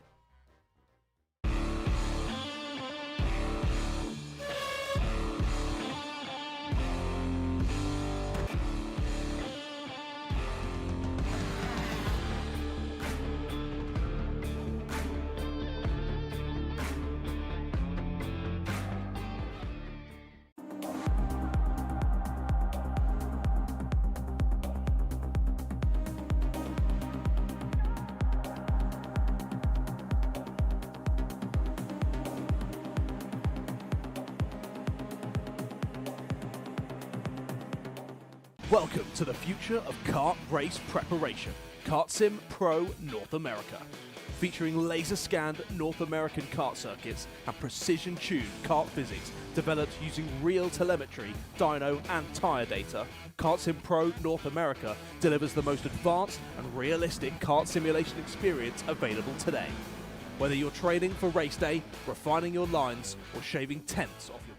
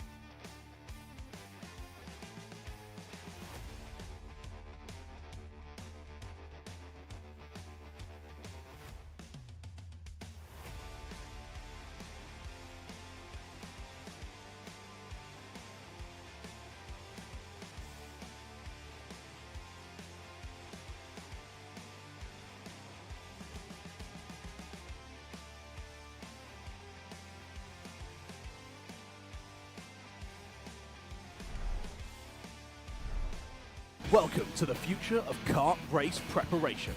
Kart Sim Pro North America. Featuring laser-scanned North American kart circuits and precision-tuned kart physics developed using real telemetry, dyno and tyre data, Kart Sim Pro North America delivers the most advanced and realistic kart simulation experience available today. Whether you're training for race day, refining your lines, or shaving tenths off your personal best, Kart Sim Pro gives you pro-level insight without leaving your home. Trusted by world champions, coaches, and karting enthusiasts alike, this is where virtual practice translates into real-world performance. Experience the thrill, the challenge, and the edge. Kart Sim Pro North America. Use code CHASER20 to get 20% off today.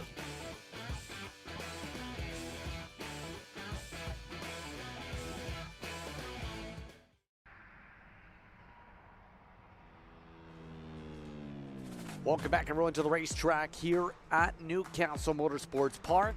So we're getting set to go with 4 more races to go on your schedule for the Indiana Grand Prix. Justin Prince, Nate Dean with you. We also have Grace Overbeck down trackside here this afternoon. Waiting for the Speed Concepts X30 Juniors to get the chance to roll. The engines already are fired. We already just got a bulletin for the previous race involving the minis we commentated in the booth for. Manalio unofficially now up at the front of that field. Mason Brody ended up with a 3-position penalty for blocking pending post-race other protesting, counter-protests, and tech. So a big shuffle for that running order. You'll keep an eye on by the time we get to podiums. Lucas Palacio in this race is up at the front over Marco Samet, Nico Katowski, Tristan Murphy. Travis Pettis in the top 5 with Jackson Porter in 6th. Nathan Goldset down to 7th row 4 alongside Mateo Calderon. Sneakenberg and Walcott, your top 10 name. Royce Vega, Benjamin Fernandez, Mason Berry, Parker Ives, Enzo Di Gennaro, William Vitor, James Cushman, and Kimo Ahmad. 18 karts set to go here at Newcastle Motorsports Park. It's been a stacked grid here for X30 Junior. And again, expecting to see more battling that we've seen like we have all weekend long. A handful of drivers, even more than that, being competitive in this class. A couple of them starting out of position. We'll see how that affects the race and who's a little bit desperate on this start procedure. Find out how much they want this, as from here on out on your slate will be 18 laps apiece on the board for the next 2 races, I should say. And then we go up to 20 for pro show action for the X30s when it comes to your pro competitors and your pro shifters. Now it's time for them to get all set to line up here in X30 Junior. Just waiting for them to double up and get us right back to racing here at Newcastle Motorsports Park. The Indiana Grand Prix continues. The heat starting to rise. The clouds still over the track. And the field hitting the gas. We're underway in X30 Junior. Palacio making the most of that pole position out in front, leading the way for RPG, a new team for him. Katowski has been silent this weekend. He's been waiting for his moment. This could be it. Palacio going on the defense already into turn 4 to try and retain that position of leading the pack. Clean air in front of him and dictating the pace of this race. Travis Pettit, an early move as Tristan Murphy, Marco Samet come together. Both of them getting out of that just fine as 3 wide further back in the pack. A few of these drivers getting uber brave, you can say, on these passes. Murphy wants those now into the line, but everybody else making their way through. Samet wants those to contending for the championship. Remember the conversation about points we had earlier on in the day. Well, it's going to get interesting how things go. We'll keep an eye on here as this goes on. Murphy is in that conversation too, with the way Pettit and his day has gone here today in that BJR. Lap 2 now underway though. The gap for the lead only about 62 1/1000ths. Murphy is right now trying to close, and a change for the lead. Pettit to the point.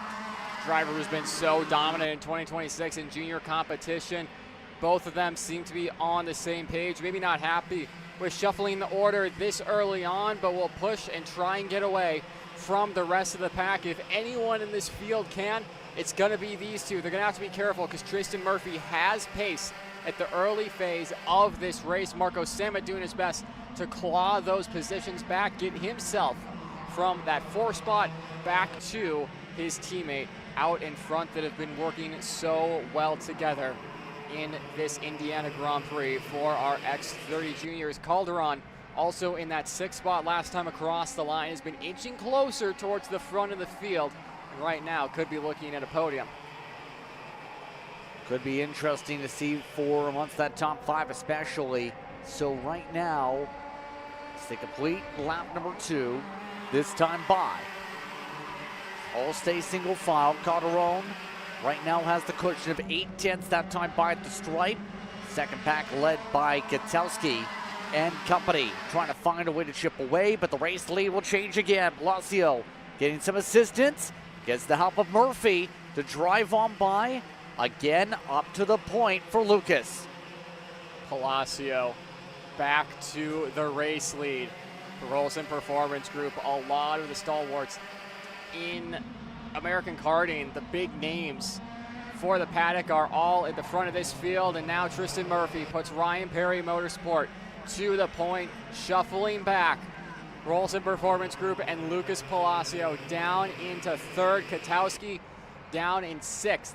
As things stand, I believe that'll become 7, no, still 6th for Katowski. Again, just staying calm, staying out of the mix right now, still having the pace, not wanting to battle too hard and waiting for his moment. Travis Pettit now looking to the lead, will take it up the inside. A little bit of help of Lucas Palacio, who's unable to go by on Murphy. Back of the line they shuffle. Pettit holds on in front. Palacio still trying to find a way to charge up the 3rd. Defensive maneuvers for Pettit again. And it's to that point where there's so many karts. It's becoming very feisty up here, so it's now surprising to see White Line defending on lap 4. Yeah, I mean, they all want to lead this race and dictate the pace of the peloton behind them. I mean, it's important to have track position, especially once we get to the higher CC classes like X30 Junior that we're seeing, and then once we get into the X30 Pros and the Pro Shifters later on today, the final 2 classes. Murphy thought about a move to the right side. Pettit might be slowing them up even more. Palacio around the outside, unable to get anything with that one. He'll retain 3rd, but tried to be a hero on the outside. And Pettit continues to go low lining and defensive here in X30. Most of the drivers are willing to play this game right now, but really the top, looking down at the order, the top 15 here, Justin, are all within a 1.5 seconds or so. Only on lap 5 here, and the defending continues. Defending and the fighting continues. Pettit, again, we currently focused on the racing dream. Talked about in interviews with EKN recently how favorite aspects of karting was, I've been competitive since day 1 and loves what he's racing no matter what he's driving behind the wheel. As long as he's driving it, he is happy. And for Pettit, he's been showcasing how happy he's been up at the front of the field in this race so far. Compare that into the storyline of Palacio, who is a rising talent, races a lot in Europe, is also the driver a couple years ago who's Williams Racing's youngest ever driver academy entrant at just about 10 years old when he did so.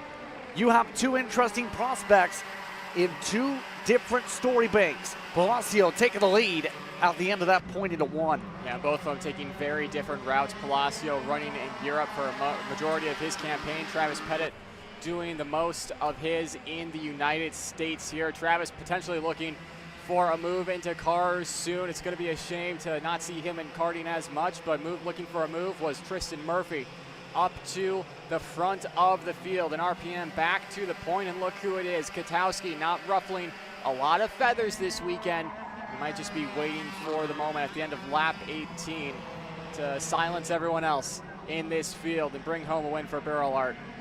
Here comes Palacio, though, for the race lead again. Brings Katowski with him, and Katowski looks for the race lead. Here comes the TKG in the line. Side by side for second. Still not done with a couple rows deep. Katowski on the outside.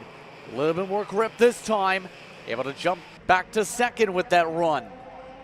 I mean, Palacio continues to look back to defend, but he's looking for his teammates as well. Walcott and Vega are being brought into this. And when you think about X30 Junior, you think about Rolson Performance Group and the dominance they've had, especially in the United States Pro Kart Series and at Newcastle, Indiana. In the past 6 X30 Junior races, RPG are undefeated. And X30 Junior going all the way back to 3 wins in a row for Caleb Gaffera, Ernesto Rivera, who just won in Formula 3 yesterday, Augustus Toniolo, and Alex Vanchev, a pro winner this year. Mike Rolson and his group looking to add to that tally. Can they do that here today? Palacio, over the course of the weekend, after all, has showed speed in amongst these races. Today, feistiness is there. Pettit, though, remember, had the speed in the first 2 races, assisted his teammate in Heat 2. Superheat went to Palacio with just 1 lap led with the drag race, and now seems to have carried over that speed entering today's action. But you see how much some of the pack is starting to splinter. Third on back trying to keep up. Vega really trying to defend. Going lower is Goldseth back there. Goldseth jumps up amongst those in the 9th. Back and forth they go still outside the main group. Goldseth hasn't had the run this weekend he would have been happy with. He's been stronger in X30 than he was in KA100 Junior, but still a little bit further back than he would have hoped for going into this Indiana Grand Prix weekend. You can see Walcott at the end or so between himself and Calderon. Looking at the track temp, up to 91 degrees Fahrenheit. We saw up to 110, almost 120 yesterday. Still haven't got past that 100-degree mark as it's sitting 91. Ambient temp 75 degrees. Going to see that rise even more, potentially up to the 90s. We're looking at some of the forecasts and what they predict. But 10 laps ago, when they come across the stripe out of I-70, once again, still Palacio and Katowski working well together, and it's now up to Tristan Murphy and Travis Pettit to work their way forward. Calderon trying to get past the RPG of Walcott, unable to with that run into turn 1. All of them still trying to sort themselves quickly. Pettit leads the second grouping. Third grouping, a little bit gap behind. And remember, we talked about this previously with the KA side. Pettit had the speed before, got up to the front for a moment, then faded back quick.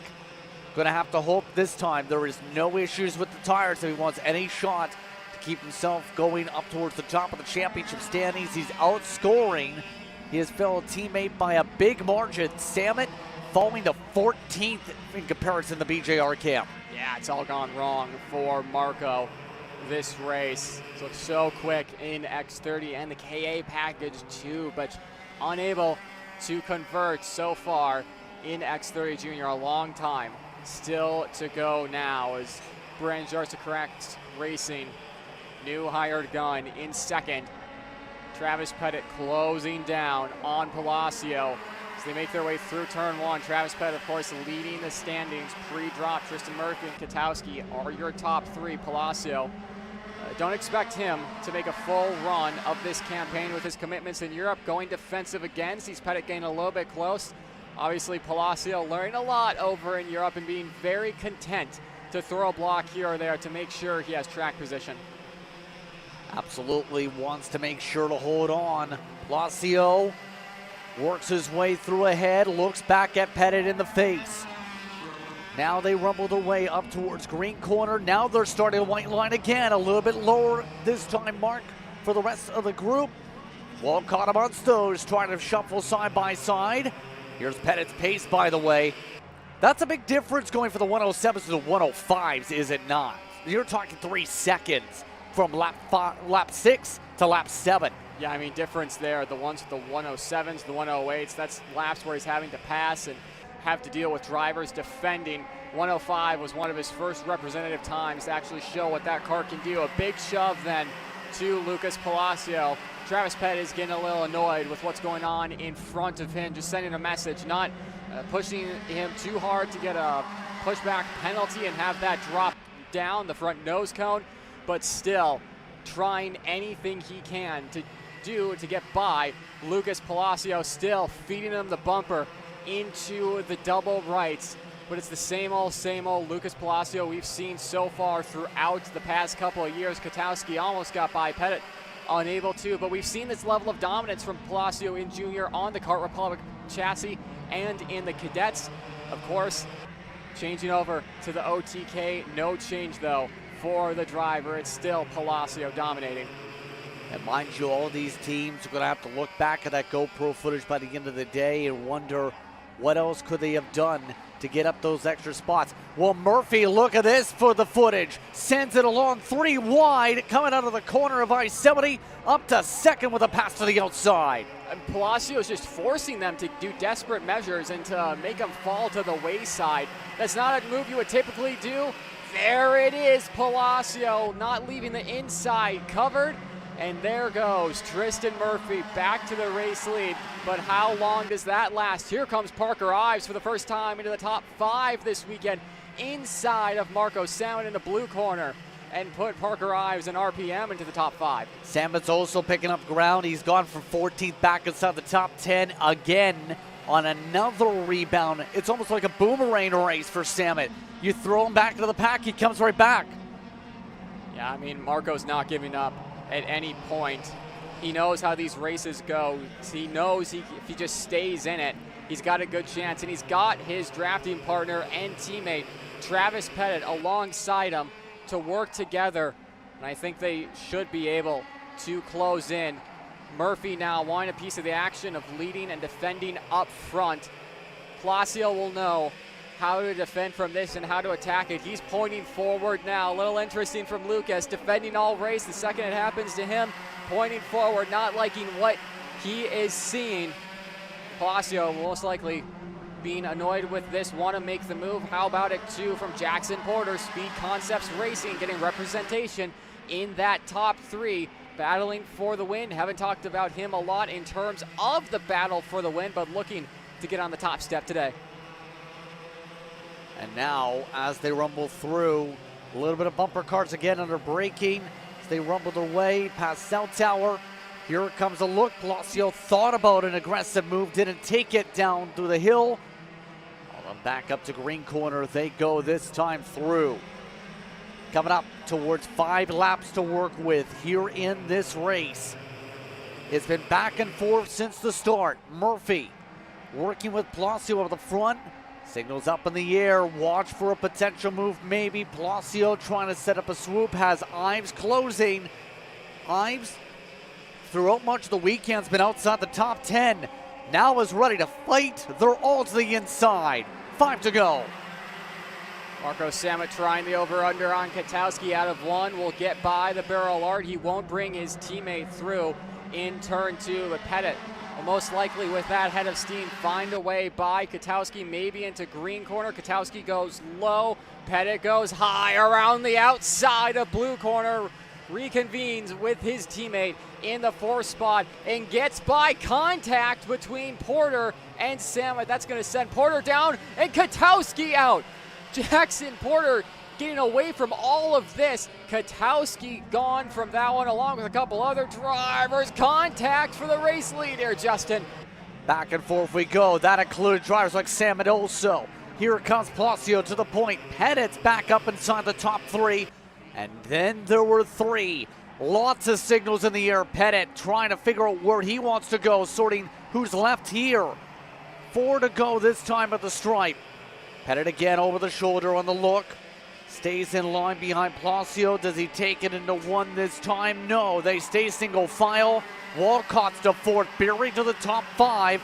Goldseth is now at 6th. They're still fighting in the grass back there at about 6 to 8. I mean, with that miscue in Cell Tower, Justin, between a lot of the drivers, they see a gap they have not seen ever throughout this race. They're taking it. Palacio does not want to block at this point. Pettit is pointing forward, same too with Murphy. Here's a replay of that. So it started with a little bit of a shove to Porter from Marco Samet. Side by side here, contact made. They both continue going. And now into Cell Tower with dirt on their tires. Porter with a little bit of contact with his SCR teammate, gets into the back of Katowski, who gets into Samet, and just a chain reaction effect through there. And a lot of things just not going the way of all of those drivers. One thing led to another, and a lot of fast go-karts out of the battle for the lead that now consists of Lucas Palacio, Tristan Murphy, and Travis Pettit. RPG, BJR, and RPM for the win. And now it's the RPM machine, the 711, who's going to draft on by with the help of Travis Pettit now into the lead for Tristan Murphy. Still 3 laps to go, though. Lots can change. Walcott, last time by, was quicker than the leaders. Might have a chance to make it a 4-car battle. Block to the inside from blue corner.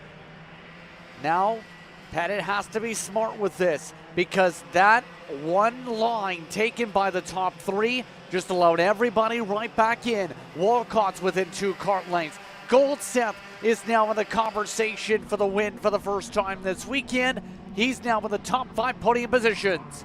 Yeah, Goldseth had a couple races where he was up and leading for a few moments, got taken away. We'll see what he can do. High, wide, and handsome around scoreboard. Let's see if he has a run on Walcott for the 4th spot. Looking into I-70, the front 3 are going to defend. Walcott to the inside as well. Goldseth going to try the over-under on the RPG. Has it on the exit, but doesn't have the momentum of the RPG in 4th. And now we're back to white lining. More drivers being brought into this. Also Parker Ives, a driver who we haven't talked about up in front all weekend long. Goldseth up the inside of Grayson Walcott for the 4th spot now as Murphy holding on to that thing through 3. Hit a lot of curbing, now goes defensive again, right in front of Pettit. Pettit stays nearly on the bumper. They now go single file amongst the top 8. Pettit trying to find the right place to go. If this holds, Murphy would take over the points lead from Pettit. Goldseth would be in the top 3 instead. Lap and a half to go. Pettit looking for a size up, heading towards green corner.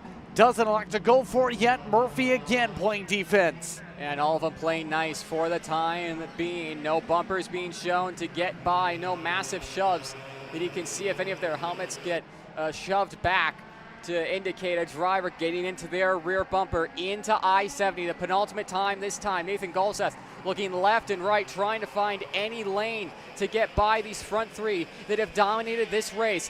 White flag in the air this time by. Tristan Murphy going to lead them to the line. Pettit and Palacio will follow. Same too with Goldseth, who's going to defend from Walcott. No moves being made through the first half of the 90s, through turn 3 and 4. Already going defensive from Murphy. Over under from Travis Pettit, unable to. They're still going to go defensive in the blue corner. Still working their way defensively. Pettit trying to find a way to go. Little bumps continuously to the back of Murphy. They roll through Cell Tower this time. Nobody stepping on the line. This train goes outside the top 10 now. It's so thick with how much they've collected carts.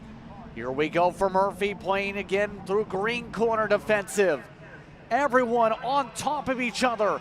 Pettit looking for a place to capitalize on any mistakes. Through scoreboard, no change yet. They all look back at each other. This time to the inside, Murphy trying to hold on to that line through I-70.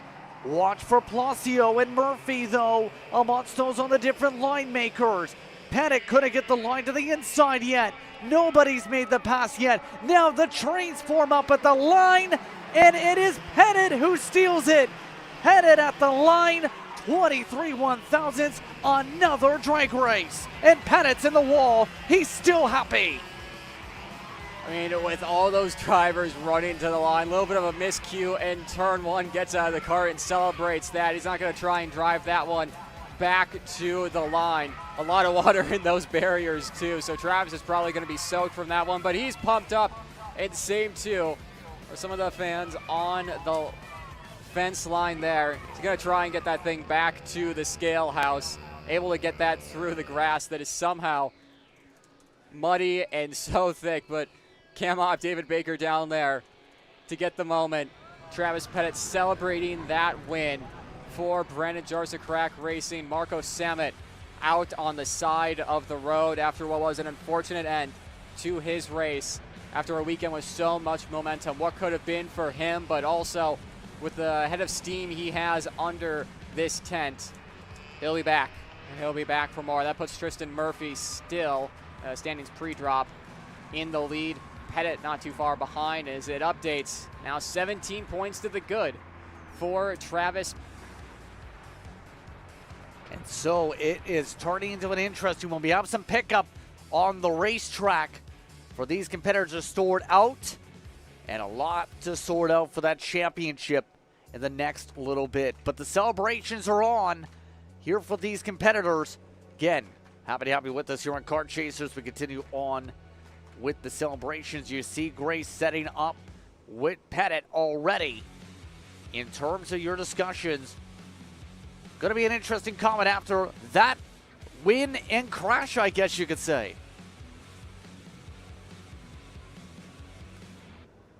Yeah, thank you, Justin. Travis Pettit celebrating that win. Talk to me about that race. I mean, the entire class was like one big pack for the majority of that thing. Were you feeling the pressure of it at all? I mean, yeah, it was crazy. I mean, there was white line to white line every lap. I knew that coming to the line I might have a chance because Tristan was doing a really good job blocking. I noticed towards the end of the race that my brakes weren't as sticky as they should be, and like, I don't know what happened, and then coming to the line, I celebrated, and I hit the brake, and there was just nothing. So then I just twisted the kart around, back it up into the barrier, celebrating. But yeah, I mean, it was a great race. At least it was after the checkered, right? Thank God. And I know you had not an ideal finish that you wanted in KA Junior, but you definitely got it back in X30. So how does it feel, and who do you have to thank? Yeah, I mean, it feels great. I mean, from, engine problem there to now winning. So if it ain't for KA, it's for X30. So it's good. I'd also like to thank my family, my mom and dad, family watching back at home, Odenthal Racing Products, BBS. I'd also thank my trainer from Coach Ben from the U Movement, BGR, the whole crew there, Smiles, Eddie, Brandon, the whole BGR crew. I'd like to thank my mechanic Chris, and yeah. Thanks, congratulations. Thank you. What a finish to that one.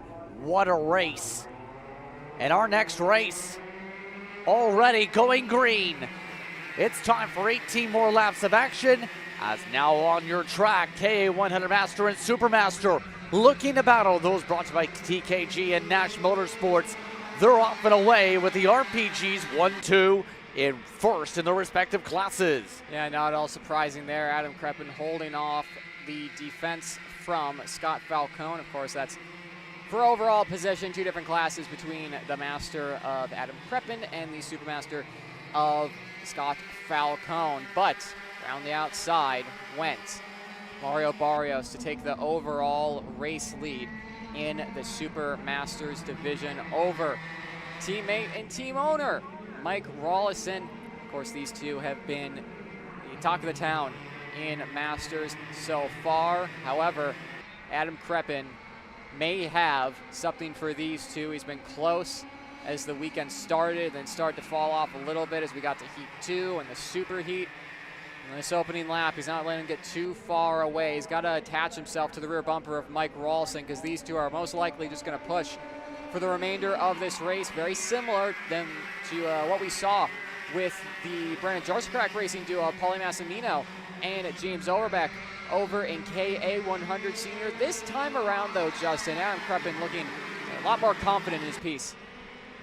Seems to have some good short run at the very least to keep up, and that's one of the things we're talking about. What would the teams, after seeing what happened yesterday, do to adapt and adjust and find a way to get that extra bit of boost?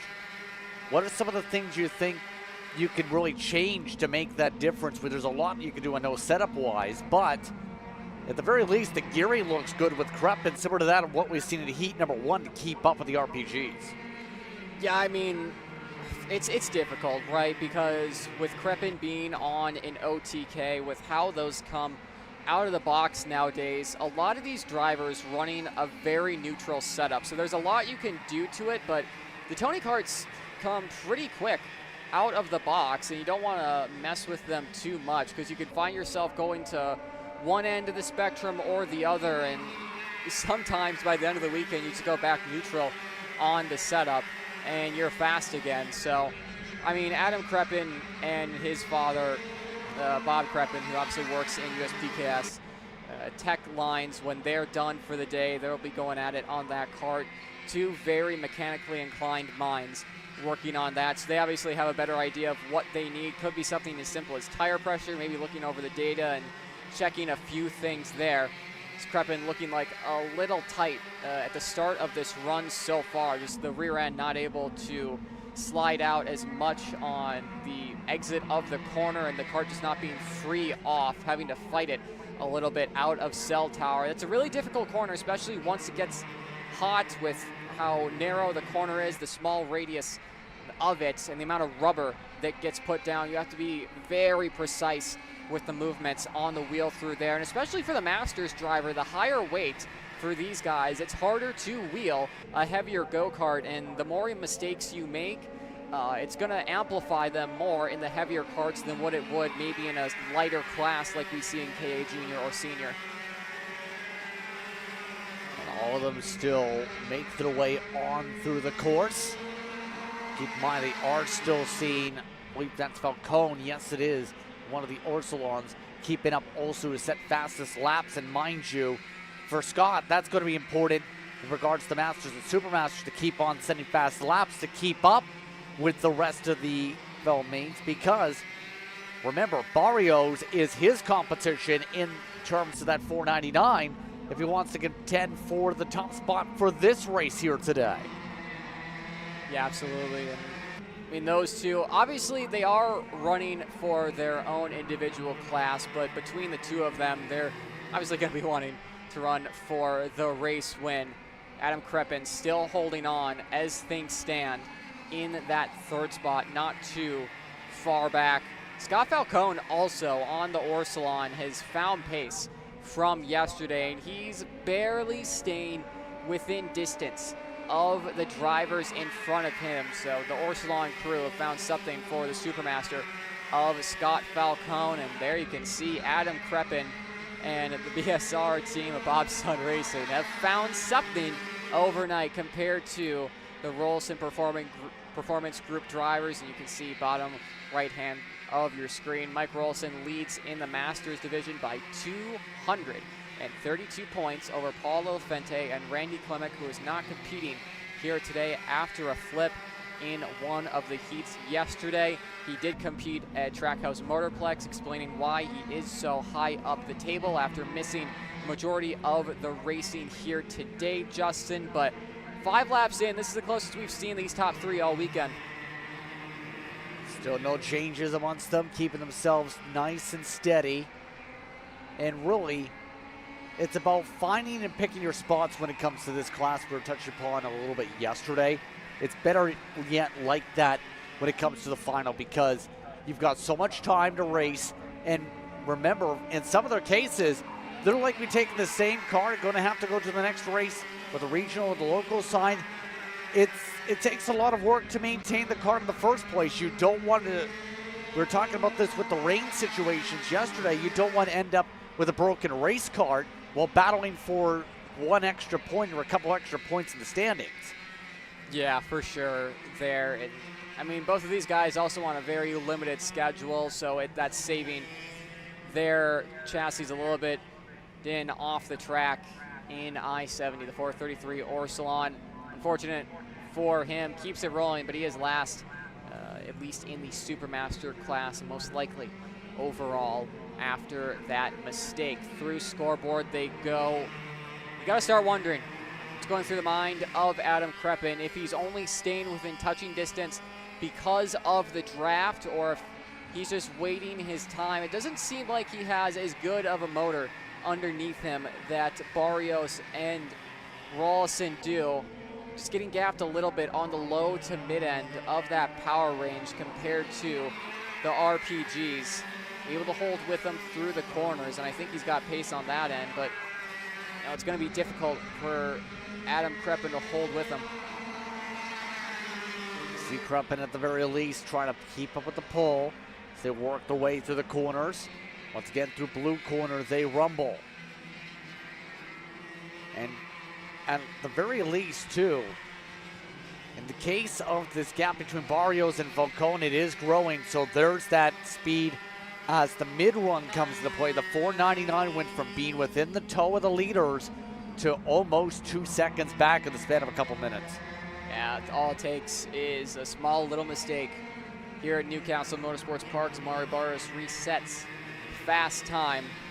I mean, when you're in that range that Falcone was in of these top three, you have to be almost perfect, because it just seemed like he wasn't quick enough to hold with them on raw pace alone. Was definitely getting helped out by the small amount of slipstream, that he was getting. You can see him tucking in the seat, trying to find every last tenth of a second he can to potentially close into these guys. Unfortunately for him, the gap continues to grow between these top three, and it's going to take a lot for the Orsalon man to close in.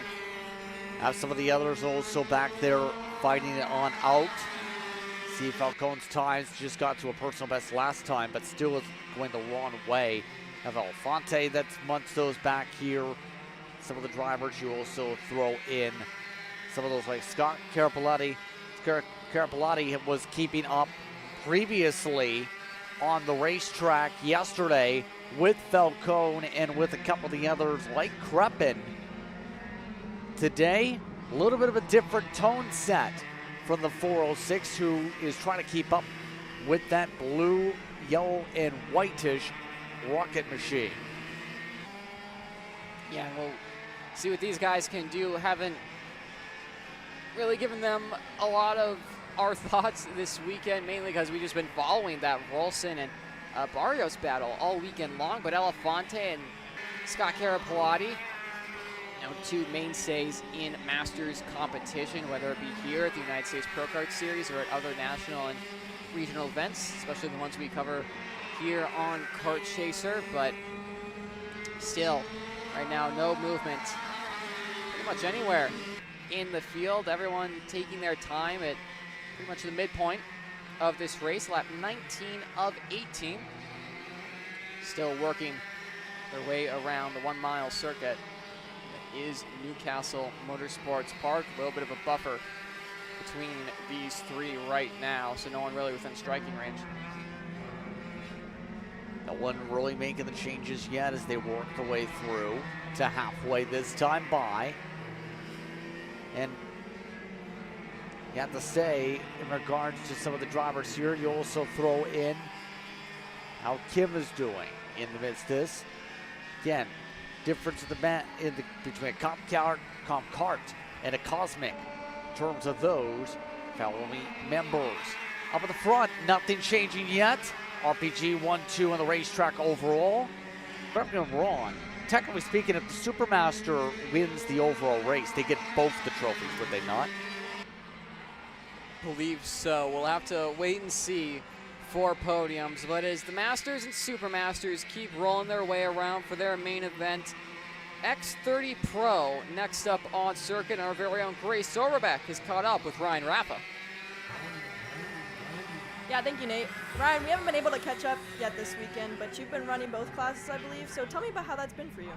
It's been a little tricky going back and forth. I'm running a Paralin in one class and an OTK in another, so every time I jump in, the brakes are a little different, the kart's a little different, but it really hasn't been that bad. It's more been the track evolution. I mean, it was dry the first practice day, and then it rained all day the second day with qualifying, and then we just had mixed conditions back and forth, so I think that's actually been the harder part of everything.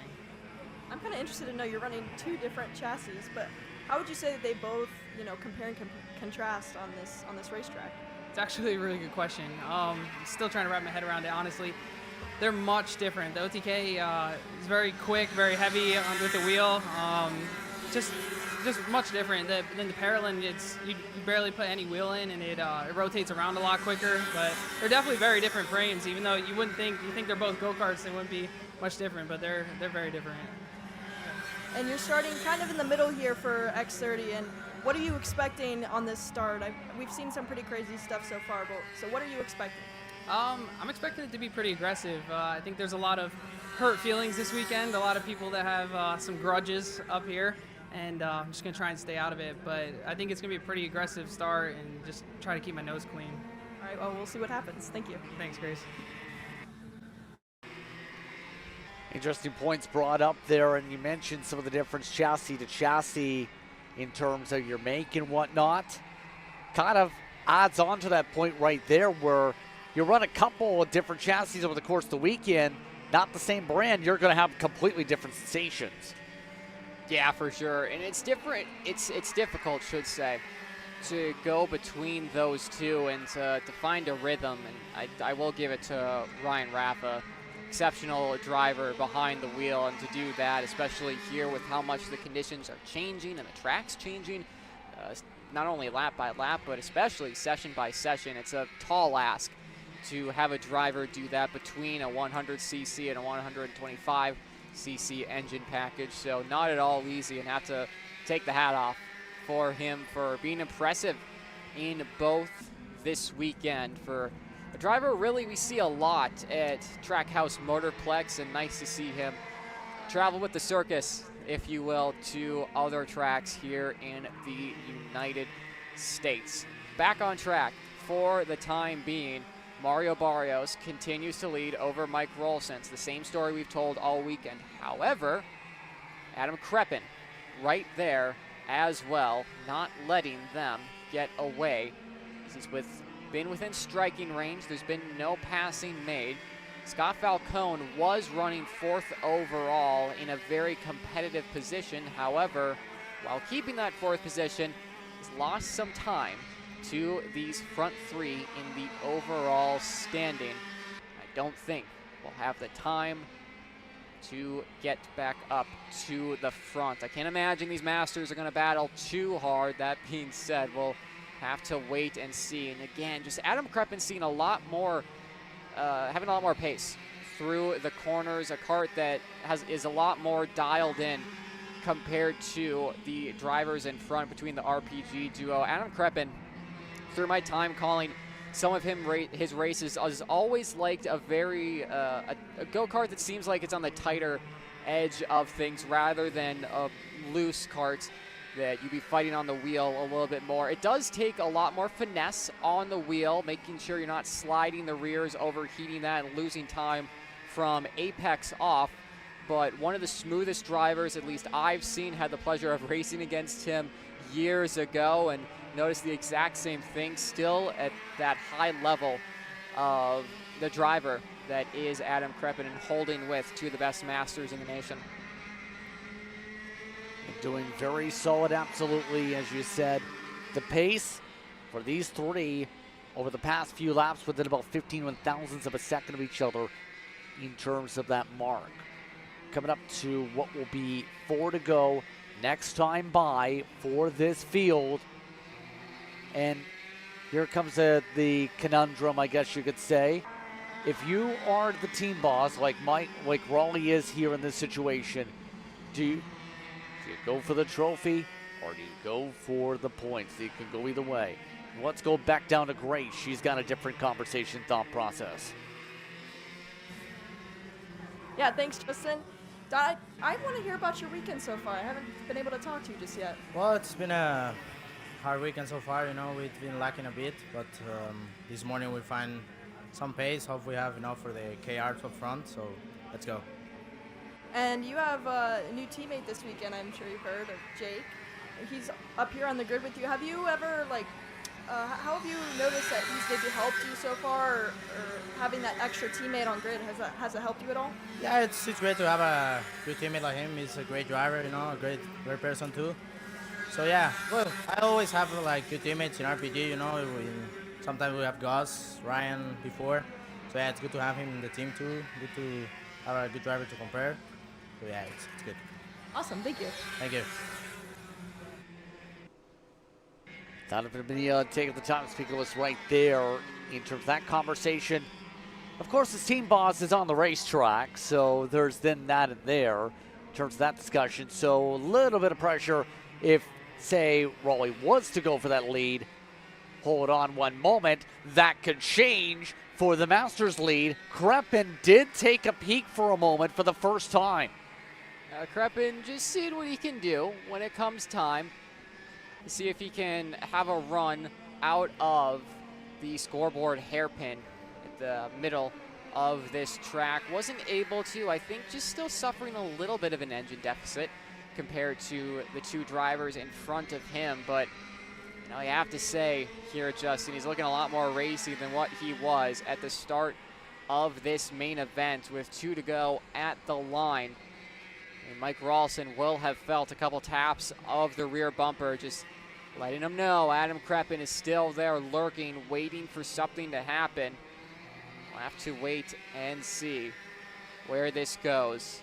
I mean, these three have done exactly what other classes haven't done and worked together to drive away from the rest of the field here today. Again, into scoreboard once again, no moves being made. Kreppen doesn't try to look to the inside or outside of Mike Rawlson to gauge what he's got underneath him and through I-70. Penultimate time. Well, 2 more to go after this. Will be 6 in the air from Porter Wise, and so when they come across the line, no moves being made. Mario Barrios still looking over his shoulder, giving a little bit of a half block towards Mike Rawlson. So we'll see where this one goes in the next 2 laps or so, Justin. Could go a couple different ways here. Rawlson waits on behind his driver. Barrios still gets the push, gets some assistance. Kreppen looking for any place possible to get the overlap. Has been close enough to stay up there, but hasn't been able to get enough of the boost to make the pass. There it is within a quarter kart length still. As they work their way this time up to green corner. Some overlap coming to the scoreboard previously. Does Raleigh leave the door open for Kreppen to go underneath? No. Kreppen stays behind. Single file coming up towards the final time around this time. Now you see the maneuvers and the bit of the head bobbles as the RPGs still stay single file. Mike Rawlson looking racy at this moment. It'll be white flag in the air for the KA Masters and Super Masters. Again, a little bit of a half block from Mario Barrios on his teammate and team owner, Mike Rawlson. No moves being made from Adam Kreppen. Thought about just opening up the corner a little bit out of turn 2. Losing a little bit of time does Adam Kreppen. Have to wait and see through the blue corner. Nobody close enough. What about the double rights? Nothing for our Masters. Potential lunge into cell tower. Not going to happen for these guys. Half the track to go. Half a track to try and think, do you want to be the one to take the win? Do you want your teammate to win instead? Raleigh has not made a single attempt at this race lead yet. Kreppen has a chance to take away the Masters class win if he can get a run. Up out of scoreboard they go. Still single file. Kreppen hoping for a run. Raleigh thinking, plotting. Kreppen deep sin inside, slides it in, takes away second on track. Raleigh tries to get the dive back. Barrios gets the win in his class, but it's Kreppen ripping it away from Raleigh at the stripe. That was a late send from Adam Kreppen. I mean, didn't see that one coming. That was a lunge and a half from Adam. He's still got it underneath him. He'll win the Masters class, but overall, Mario Barrios taking the win on the 411. Thumbs up between the two teammates. Of course, happy for each other. The rest of the crew will come across the line to end Master Divisions. And now, only 2 left. It's time for the pros. As we see unofficial results from the Masters. Adam Kreppen, Mike Rawlson, Paulo Lafonte, Kim Carapolati, Derek Sokol, your top 5. You're only 5 in Masters.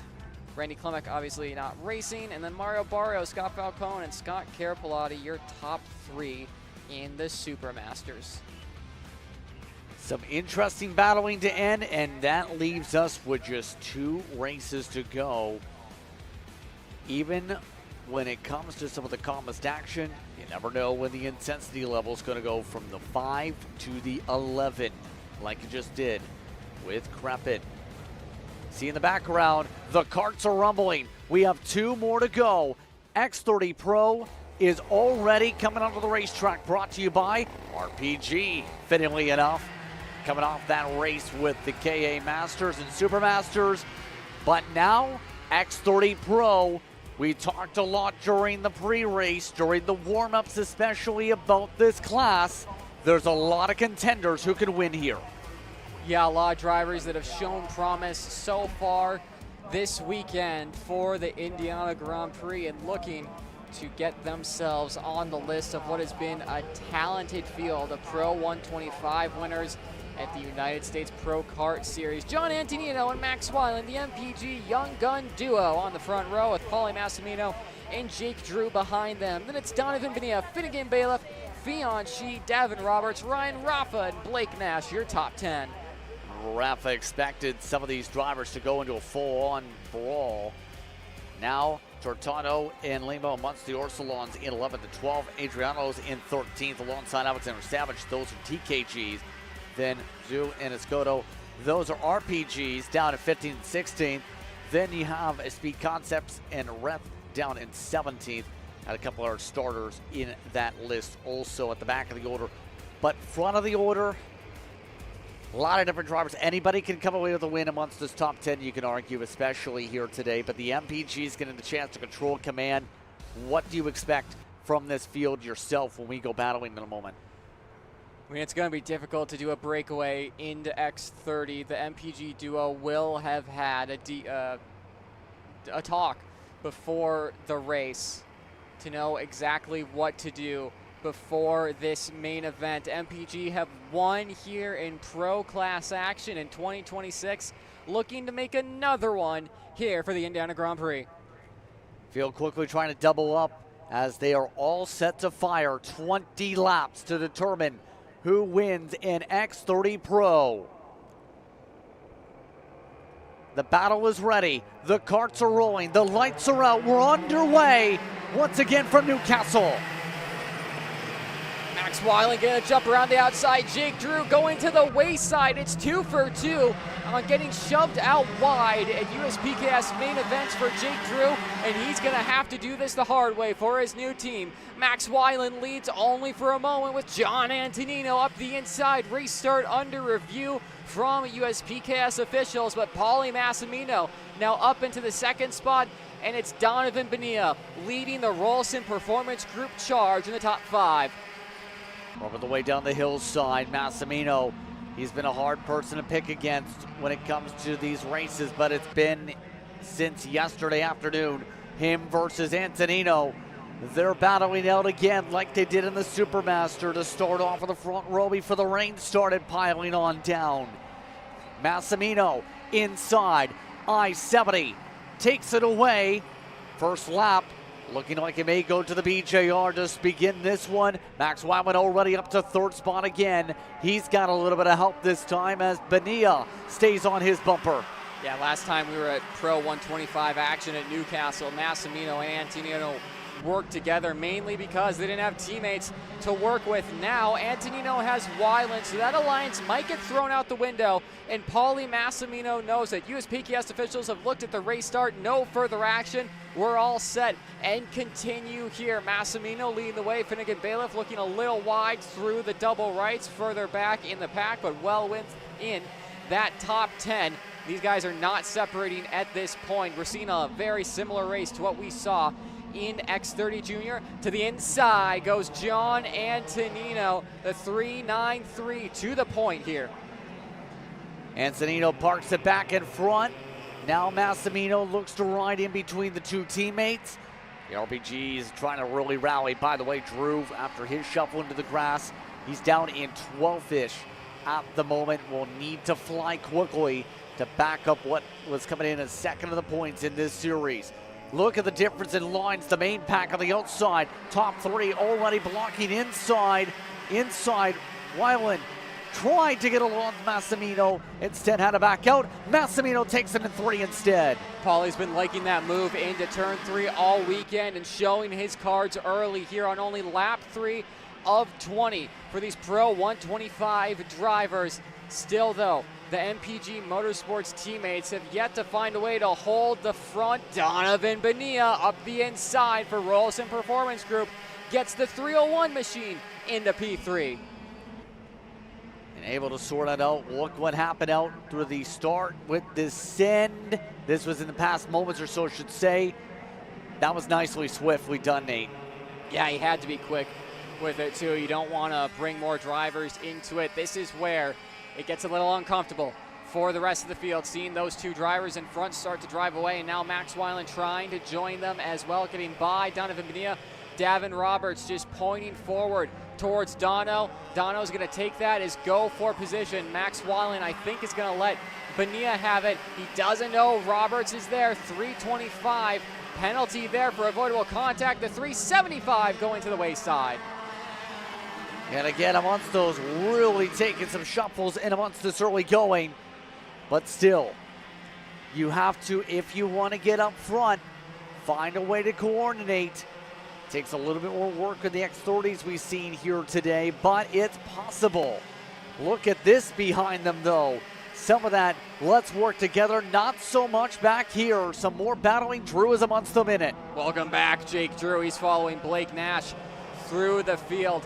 Max Weiland is falling back. Another drop tire moment for Jake Drew. Finnegan Bailiff not pressurizing him too hard. I think Finn knows that Jake has a lot of pace and is willing to work with him. We'll see if that holds true over the next few moments. But Blake Nash has cut his way through the field. Maybe not as fast as he would have wanted, because you can see that's quite a mountain to climb out in front. Yeah, again, it's similar to that, what we've seen the last time out of this track, isn't it? Top 2 run away, the 2 drivers from last time at this facility doing the same, but Nash doing what he did in some of the racing earlier, charging up to the pack is on your screen, working with Rafa. Rafa able to hold back the initial look by Max Weiland, who's dropped back into here with the craziness that's happening here. We're going, he wants his spots back, he says, here you go, I'd like to send, now work with me instead. Yeah, Max Weiland having to be careful here as well, making a ton of passes and then requesting everyone to work with you. It's dangerous on your first year in senior, could ruffle a few feathers, but Max has the pace to back it up. He has been incredible to watch in 2026. Definitely one to watch when he goes over and does some of his European campaigns. Jake Drew up the inside of Ryan Rafa. He's going to follow Max Weiland through, and the move that he made into Cell Tower. Another spot gained for Jake Drew with, again, a huge battle in front of him to try and get back on even to the podium here.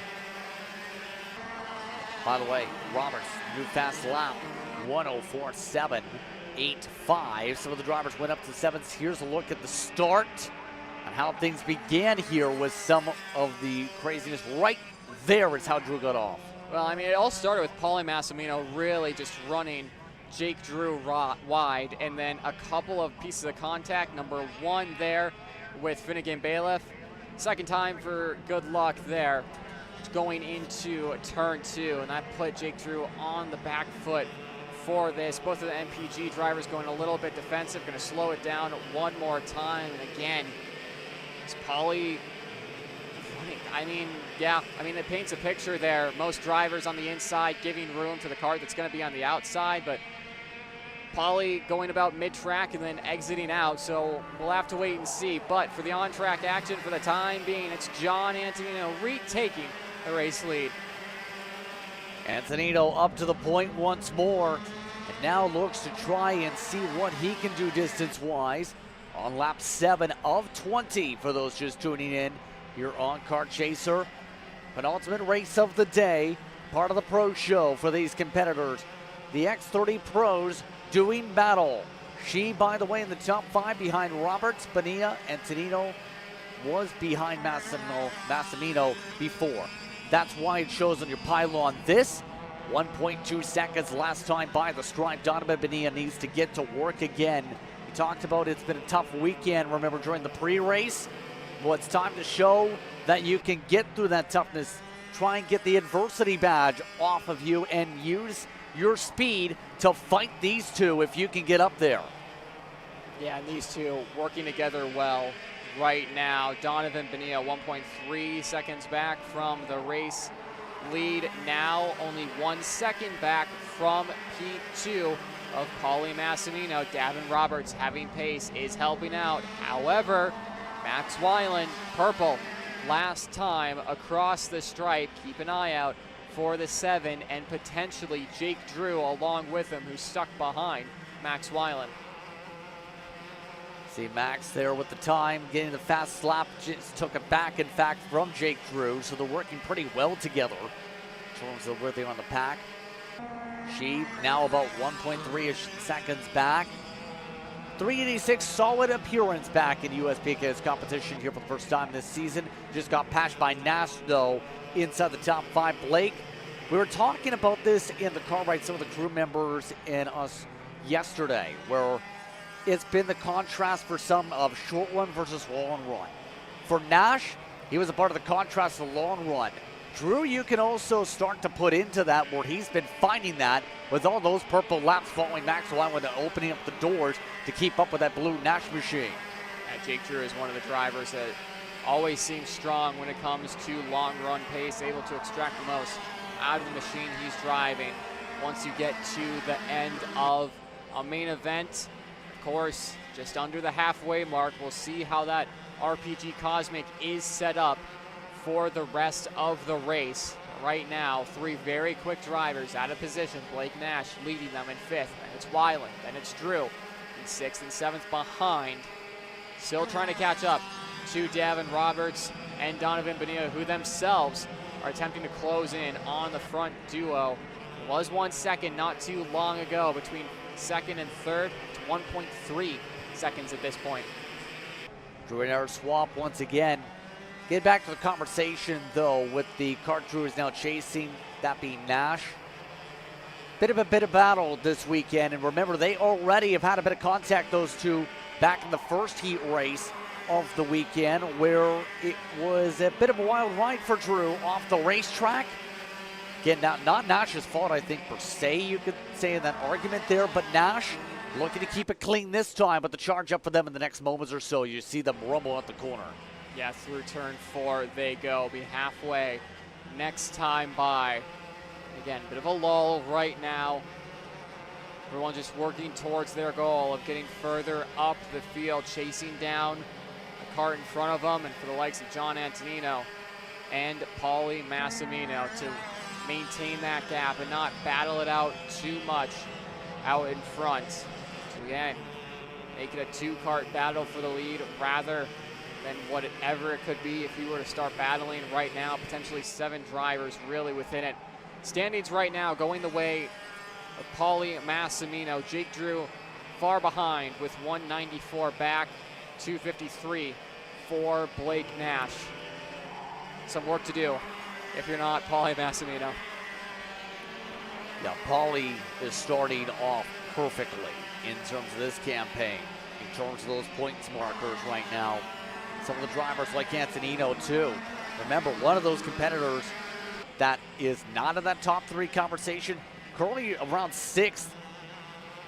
And interestingly enough, if Antonino loses as much as the race lead, would fall down to possibly 7th behind Adrian Ottos, who is running 17th this race. Yeah, way down there for Remy Andrados, not having a very stellar weekend for the TKG Barrel Art Pilot. Runs a lot in the Pro 125 categories, especially in the OKN divisions here in the United States. However, struggling a little bit with the X30 package, definitely this weekend. Jake Drew closing into the back end. The California kid, Blake Nash, not too far in front now. Right in front of them, Davin Roberts, Donovan Bonilla have done well thus far to work together, not let the leaders get too far out in front. They definitely are losing time to Antonino and Massimino, but a smart run for them thus far. And Don't forget, amongst those in the championship conversation, we haven't talked too much about the purses this weekend when it comes to this.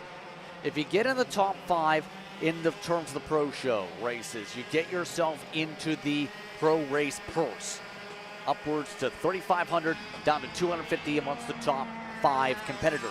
You also, in the top 8, at the very minimum, get into the winner's circle for the championship. So it's important you get yourself consistent laps and also consistent finishes to make sure you're a part of those, a part of that winner's circle banner, a part of the series for 2027 in terms of considerations. There's the move again for Drew to get ahead of Nash. So every spot is valuable, especially if you're thinking about the prize pool. And now if you're Drew, you're at least in the money. Yeah, and these two have worked together in the past and actually racing on the West Coast. Done this before.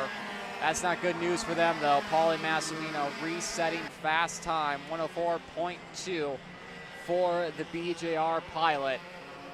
Again, now it's just about 2.1 seconds between second and third between Massimino and Donovan Bonilla. Of course, Bonilla on that RPG package that has seen success over the past couple visits to Newcastle Motorsports Park for the United States Pro Kart Series. Ryan Norberg getting a win for the team in 2024. Hayden Jones sweeping the weekend in 2022. Those years in between, Austin Garrison and Joe Turney getting wins. There you can see the gap between Davin Roberts and Jake Drew. 1.7 seconds is the goal. And it's the gap that they have to try and make up. We'll see what it updates to as Massimino retakes the race lead from John Antonino. Was 1.7 seconds, becomes 1.5, should be his time across the stripe, and confirmed there, 1.529 between the two.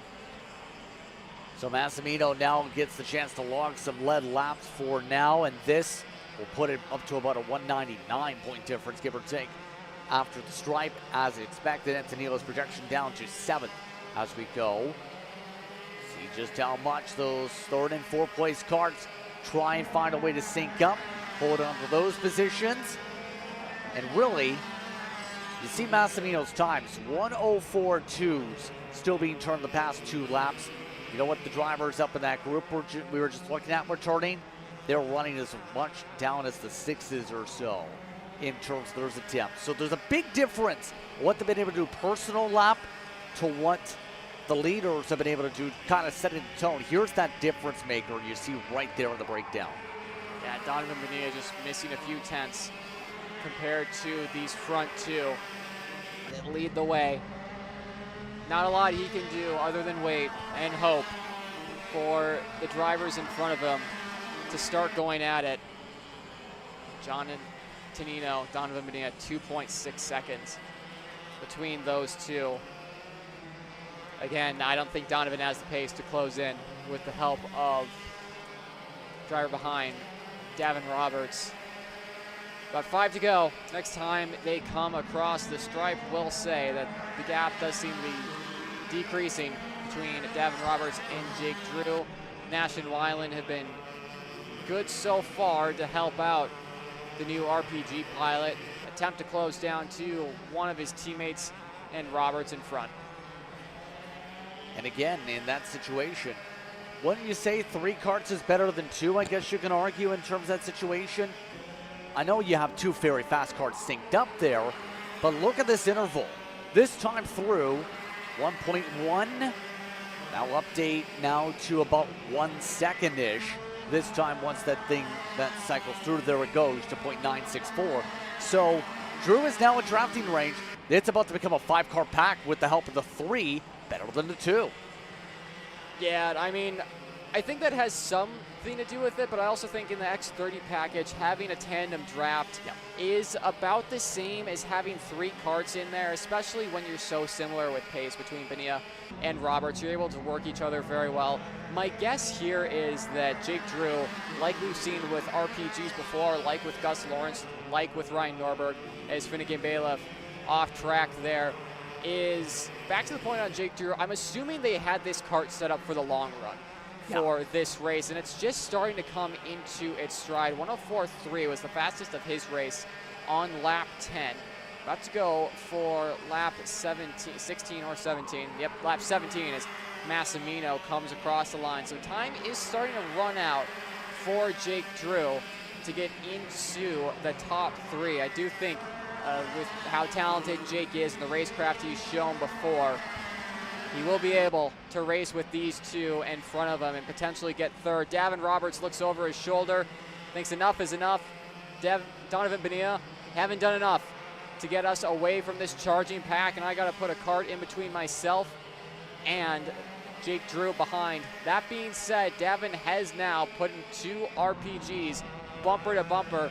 Could be dangerous here, Justin, to allow the teammates to work together. Could get very interesting here in the next moments or so. Bonilla decides to go. There goes Drew. There's the squeeze. Roberts off the track and able to straighten up. Nash gave him the space to reset. Now Drew trying to go after it. Drew tried the outside, didn't work. And now they go back down the straightaway with 3 to go. 3 to go, and this is the battle on track that we're watching. The only battle on track. Bonilla defending from his new teammate, Jake Drew. Roberts behind Nash and Weiland, ready to go at it once these two really start to pull the pin and decide now's the time to battle. Cooled off for the time being, I will say.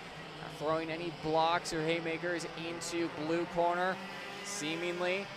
Just taking it nice and easy. Little bit of a tap there from Davin Roberts to Jake Drew, under braking into cell tower.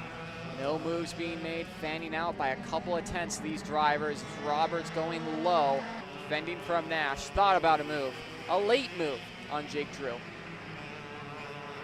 And now, how much does Drew want to fight his teammate here? Bonilla keeping the distance as we come up to 2 laps to go. Roberts been able to separate out. Nash has not been able to close up. That's in part because Wyman's passed him on behind. But 2 laps to go. Drew thought about a look, too late, reset. Here's the picture-in-picture. Race leader still single file up in the front as well. Yeah, no moves being made from those two thus far. Battle for first and battle for third on screen. Bonilla going to the low side. Jake Drew trying to go low into the double rights, unable to get the move done through there. A little bit of a gap now between himself and Davin Roberts. No moves being made between either of these battles right now. John Antonino is not close at all to Paulie Massimino, so going to focus on this battle for third. Right now, going low does Bonilla, nothing for it from Jake Drew. Now this is going to be close for that third fight. Down to the bottom of your screen, it's side by side again. Drew try the outside. White flag taken, side by side for the lead. Look at Antonino, he goes up to the front, side by side for third. They trade paint once again, the teammates. Let's go up to the front because the youngster and Antonino looks to try and hold back the master and Massimino. They work their way through blue corner. The fight is on for the win. Half a track to go once they exit cell tower. Do we see a move from Paulie Massimino? No, because Antonino defends. Crossover though, Massimino's gonna have the momentum. Side by side, they're both out. Massimino's gonna have to try and get back on track. This is gonna bring the other drivers in on it. Massimino has a bent axle. I don't think they're gonna be able to make it. Both of them are slow. They're both slow, Justin. Donovan Bonilla to the lead. Bonilla takes the point. Roberts up to second. Now it's Wyland up to the top 3. Now Roberts looks for a run. Fans are on their feet to the run through I-70. Roberts pointing, let's go. He goes to the outside. Bonilla goes middle, side by side for third. Drew loses time. Down to the final stretch. Bonilla has the advantage, says thank you very much. Thank you for the victory. Donovan Bonilla wins. Donovan Bonilla is back in the winner's circle and on the top step since the first time since the Winter Series in 2024. Paulie Massimino had this race. He's mad. He's not going to be happy about that one. But so close for Davin Roberts. It's his first podium in a Pro 125 class. but it could have been a win for him. Of course. Yeah, this is incredible, to say the very least, of course. To say the very least, Bonilla is going to be absolutely thrilled. Roberts, Weiland, Nash, Drew, top 5, Rafa and Chi. Massimino still finished in 8th, Antonino down in 9th. Then you go back to Alexander Savage in the top 10. That was wild, to say the very least. 3 karts out. The drivers involved in the crash were not a part of that list. Bonilla, I think going to be stunned on this one. Remember the 1979 Daytona 500 where the leaders were at big advantage? And then they caught up after they crashed into the grass. Well, we just had it again, but with the karting equivalent here today. What a finish. And the RPG takes the win. And for Bonilla, just getting set with grace. Donovan, I mean, that race could not have worked out better for you. Yeah. What were you thinking when you saw the 2 up front and you just went right past them? Yeah, I just was aiming for 3rd. I thought I got it. Then they appeared, just crashed, and I was like, okay, just defend the last corner and just won it. It's been a long time since I win, so yeah, it helps. I mean, I can only get a picture, but just how happy you are. Can you try to explain it to us? A lot.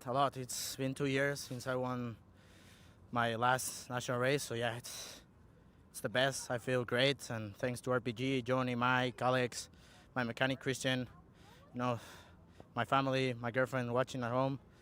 It's great. Congratulations. Thank you. And really, if you're some of those involved, what else can you say? A picture is worth 1,000 words. Antonino had a shot to win, and then this. Yeah, I mean, Antonino crowding a little bit from Paulie Massimino. I mean, they're competitors, they're friends off track. I'm sure they'll be able to talk about this once tensions die down, but that's so unfortunate to see 2 very quick go-karts that dominated out of this race. I thought one of them might be able to get going again. Paulie Massimino had a broken rear end with that bent axle. Antonino didn't have the momentum. You can just see there, forcing him onto the curb in a really high-speed section where it's hard to go side by side in these pro categories. Unfortunate for John Antonino. Let's send it down to Grace. Yeah, thank you. John, I'm sure that's not how you were expecting that race to go for you. Just talk me through what's going through your head now. Oh, that's all right. Stuff happens. You can't control what goes on out there. I don't know whose fault it was, but at the end of the day, we both wrecked. So, I just need to take it as a learning moment and just fix it for next time because it is what it is. You guys are way smarter than that. And I mean, I'm not sure how this affects the championship for you, but I know you've had some support and you were really strong this weekend. So who do you have to thank for the pace that you had today?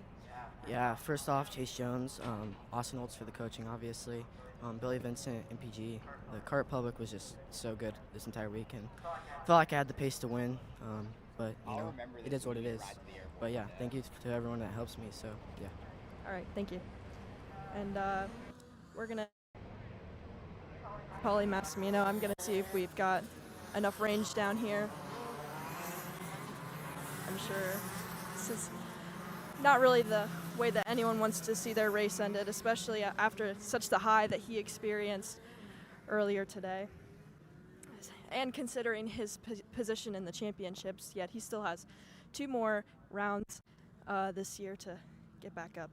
So, Paulie, just talk me through what you're thinking right now. Yeah, I mean, it sucks, We worked really hard the whole race to stay up front and get away from the rest of the field. And, I didn't start blocking because, whatever, it's usually a race to the line anyways, so that doesn't really matter to me. But, Yeah, he went to go block in cell tower, and he kind of washed out a little bit. I got underneath him. He looks dead at me and started turning the wheel. So for me, I'm not going to back out of it. It's the last lap, and I have the preferred line. So just stupid, plain stupid. For me, the only the damage is on my rear axle. So for me, that entails my rear kart to his front. So yeah, like USPKS says, the inside guy has the right of way. So we'll see if they do anything about it. I doubt it, but it is what it is.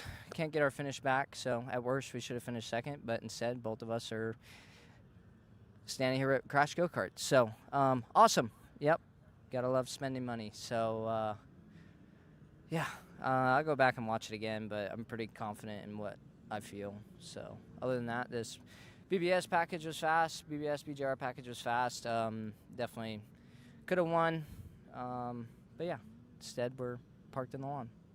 All right, well, I'm sorry for your incident, but thank you for your time. Yep. How does that impact the points? Well, let's take a look at that. Massimino still the points leader, but that incident did put Antonino to 12th outside this top 10. Yeah, it's unfortunate for Antonino. But moving on to the next one. Time for Pro Shifter action. The final class of the 2026 United States Pro Kart Series Indiana Grand Prix. Adrian Renedin, Marcus Kayak, Sodi versus Formula K, France versus Estonia with two American giants behind in Justin White, Billy Musgrave, and the rest of the field will fall into line. Keep an eye out for the hard-charging Gavin Bailiff. All cars into the spots for the final time this weekend. Pro Shifter main event action about to go live in Newcastle. Looking towards the lights, and Porter Wiesentzel, green flag, and we're away. Look at the lead run for the 49 already up to the point. The run is there, and now can Kayak hold up the rest of the group? Second on back, fighting aggressively. It's Musgrave and Renedin amongst those fighting for P2. We saw just how fast Billy Musgrave was on long run pace when it comes to dry running. We might see it again here today, but Renedin right on the back bumper of Billy Musgrave as they go through Cell Tower. Now they all try and figure out the way to chip away this gap quickly. All this is to say, Bailiff is going to be one to keep an eye on too. Just made a pass towards the back of that group, has already charged the middle of this starting order.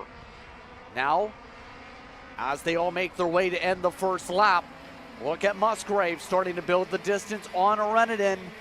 They make their way towards that long front stretch area, and the 49's got a gap to start. And look at the interval popping up. It's going to be 1.054 seconds to start. 1 second already from that big of a hole shot. I mean, you're looking at that lead and you're thinking it might be over, and Kayak's got this. Far from. Billy Musgrave, like we've said, has a lot of pace here at Newcastle Motorsports Park. He's shown it before in other series, and he wants to get a win here in Pro Shifter action in the United States Pro Kart Series. We've only run Pro Shifter once here in USPKS competition before Kyle Wick getting the win that weekend on the GFC chassis. Not here this weekend, guaranteed a new winner. And how about it? Three of the strongest drivers we've seen in shifter action here in the United States. And how about Eli Fox as well in that fourth spot, not letting these global superstars get too far away.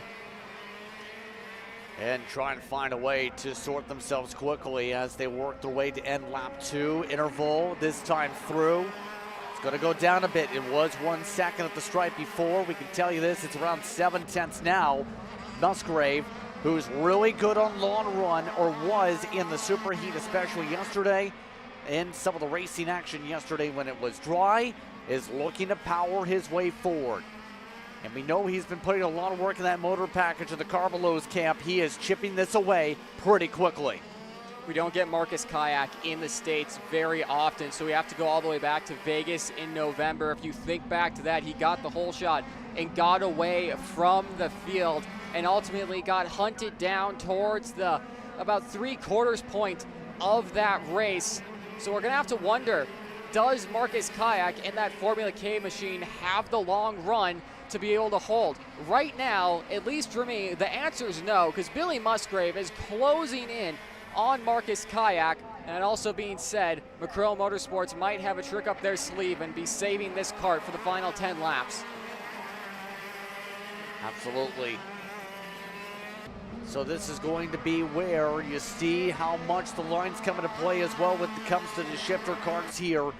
Musgrave working his way a little bit different of a line, a little bit more to the inside of some of these corners. Noticing right now, it's making that kart dig. He's within about 5 kart lengths. Look at how deep he's able to send it in the braking zones too. Picked up another kart length this time that time through Cell Tower. Yeah, closing in on Kayak. Mistake there that Musgrave will see. Into scoreboard once again, no moves being made. Musgrave not close enough. That being said though, Brandon and Bailiff falling back a little bit. However, Bailiff is charged through the field, is only 1.6 seconds back from the race lead. And that barrel art is looking fast. Billy Musgrave moved to the inside, defended from Marcus Kayak, puts him to the grass, defends his position. Musgrave probably not going to be too happy about that, but if that's the games that they're going to want to play, then so be it. Billy Musgrave happy to play as he sets down fast time. These lap times really quick when it comes to the shifters over the course of the weekend. We're talking about near 1 minute lap times around Newcastle. Some of the drivers in some of the air classes were in the 105s earlier on the weekend. But look at this charge up from the others too. Everybody picking up the tempo as the tires pick up temp.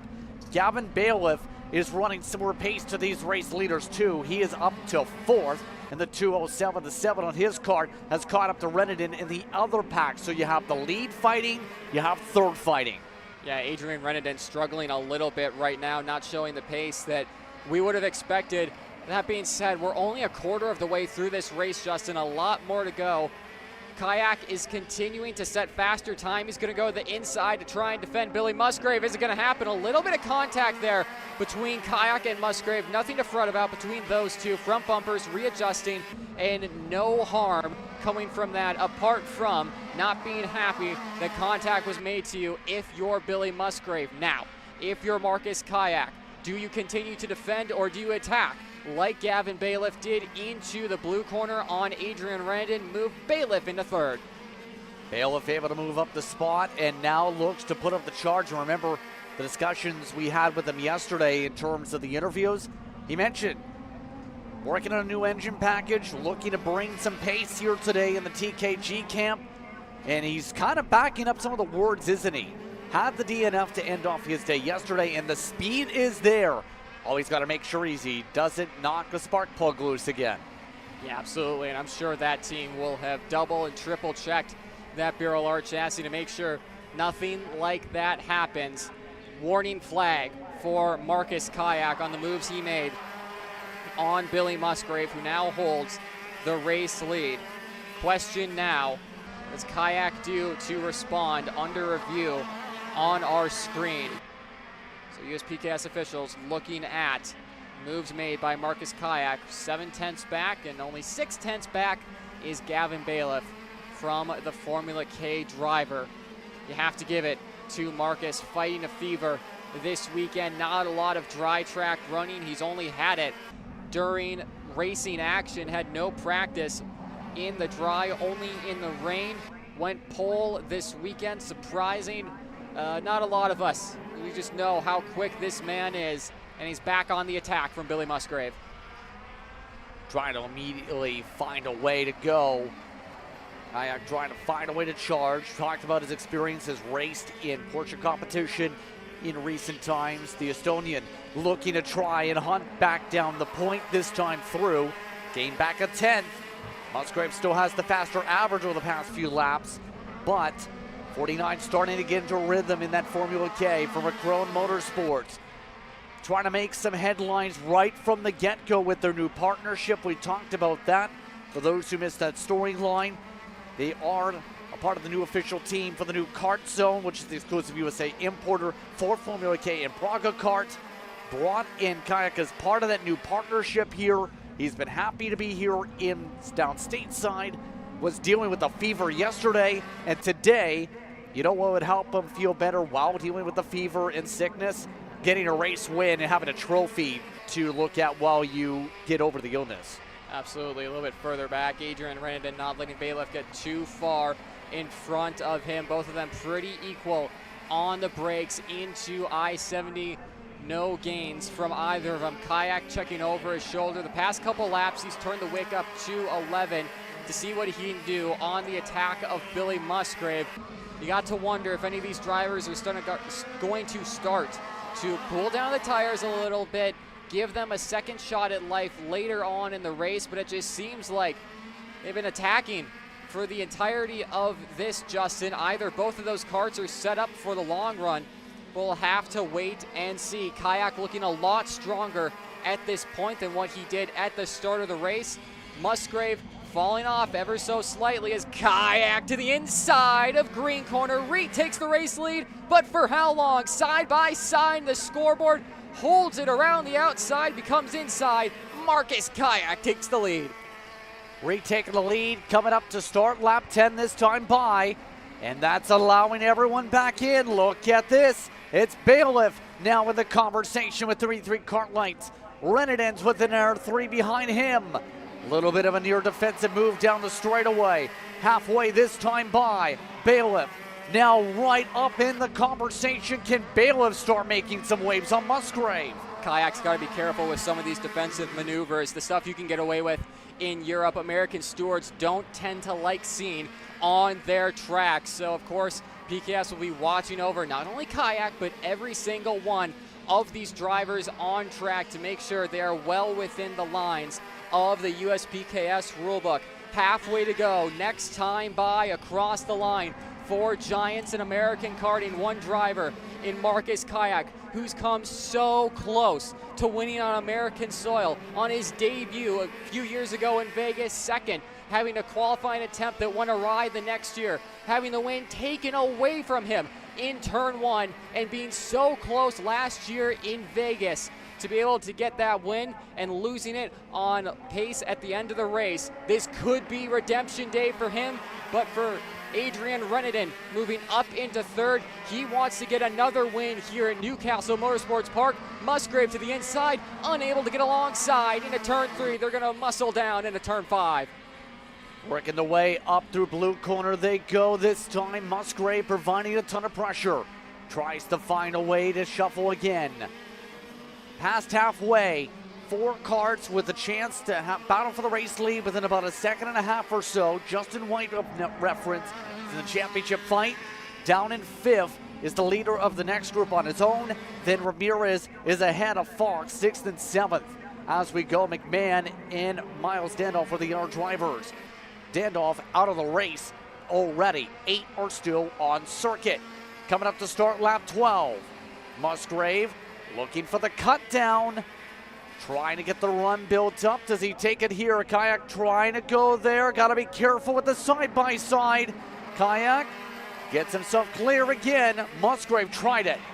Musgrave tried to muscle it around the outside like he did when he got by a few laps ago. Unable to do it because of Kayak's run out of I-70. The Frenchman, Adrian Renenden, is watching all of this unfold in front of him, waiting for his moment. Wouldn't be at all surprised if the Sodi driver is backing off a little bit to save his tires for the final stint of this race to really put the pressure on the American of Billy Musgrave, who's currently in that second spot for factory karts. A lot of success coming from that program, and he wants to add a USPKS win to this as well. Kayak having to go to the low side and scoreboard to defend from Billy Musgrave. Renenden and Bailiff all the while watching over this. Kayak looking behind him, getting an idea of where that 201 factory kart is. Goes defensive into I-70, back down the main straight they go.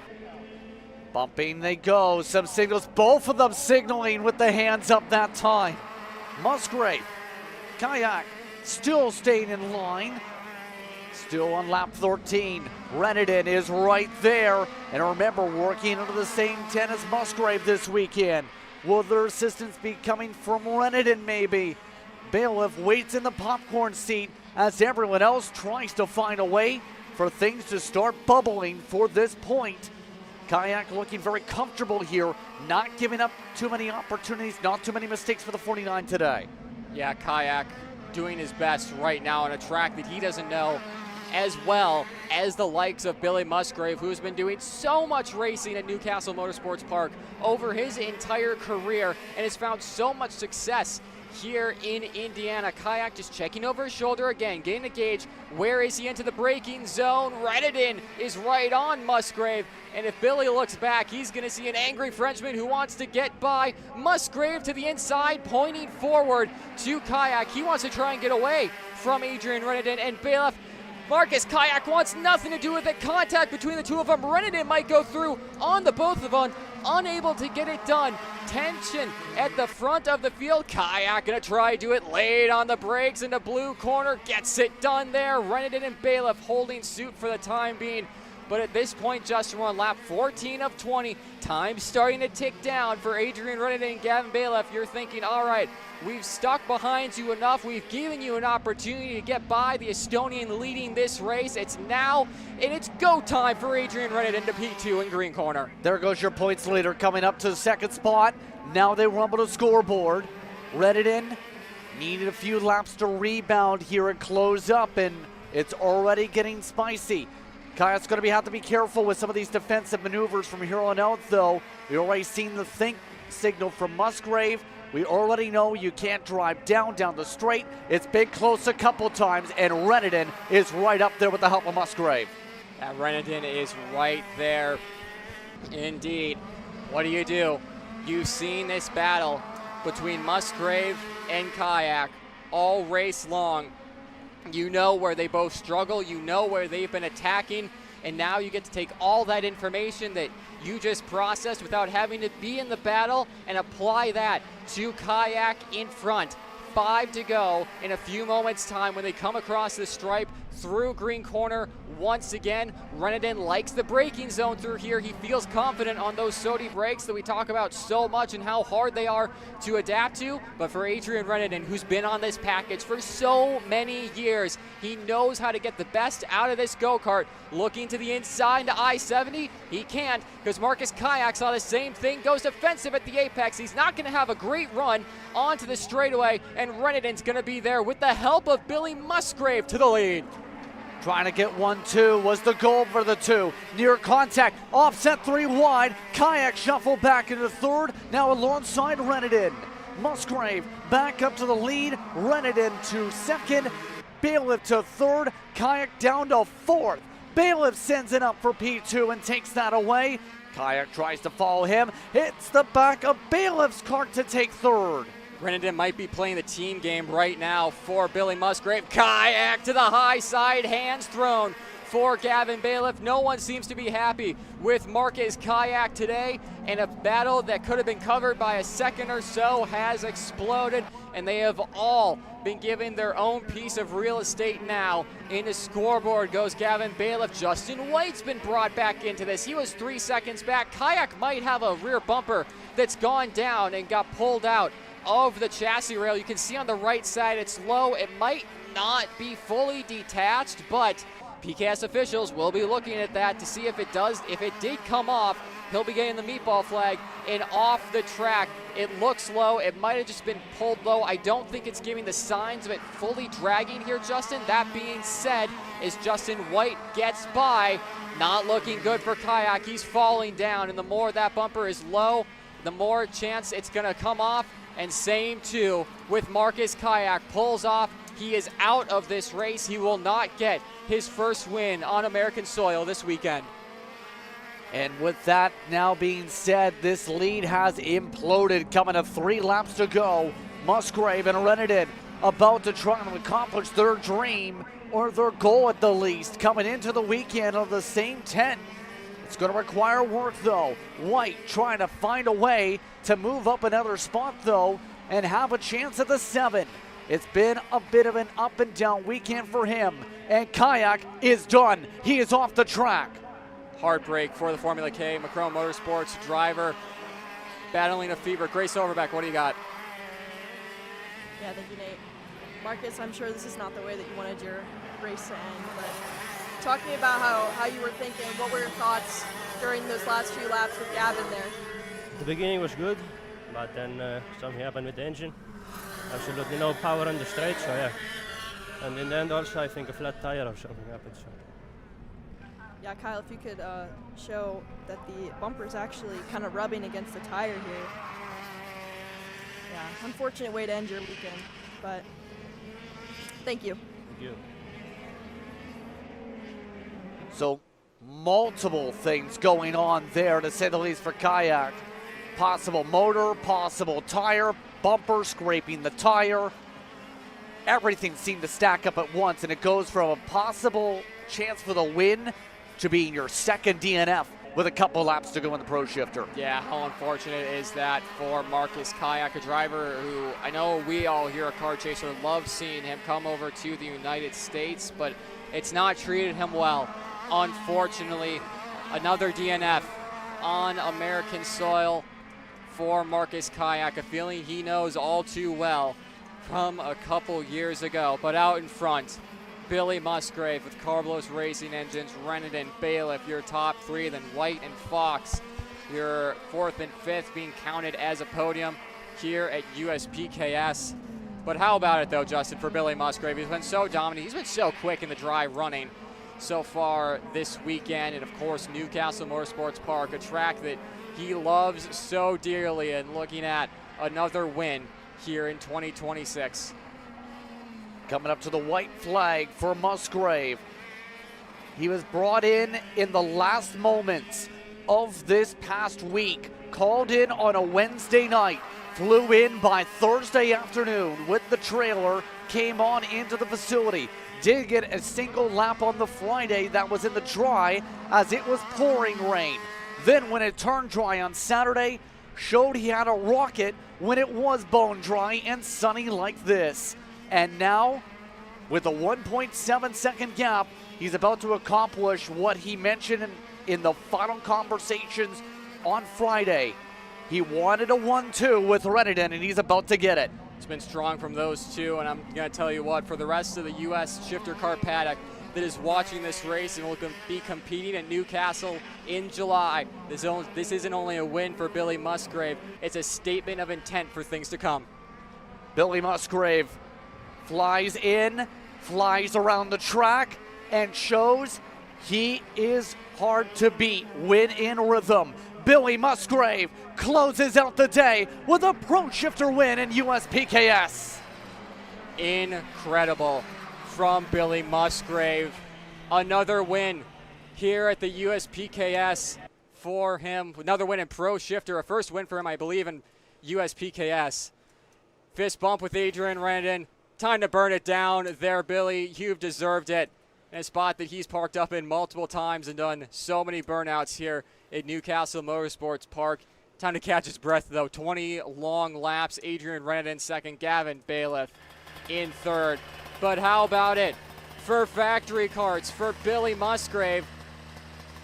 First win in 2026. The first win for an American-made chassis since A.J. Myers back at Trackhouse last year. Time to burn it down. He asked for permission. Can I do donuts? Yes, you can.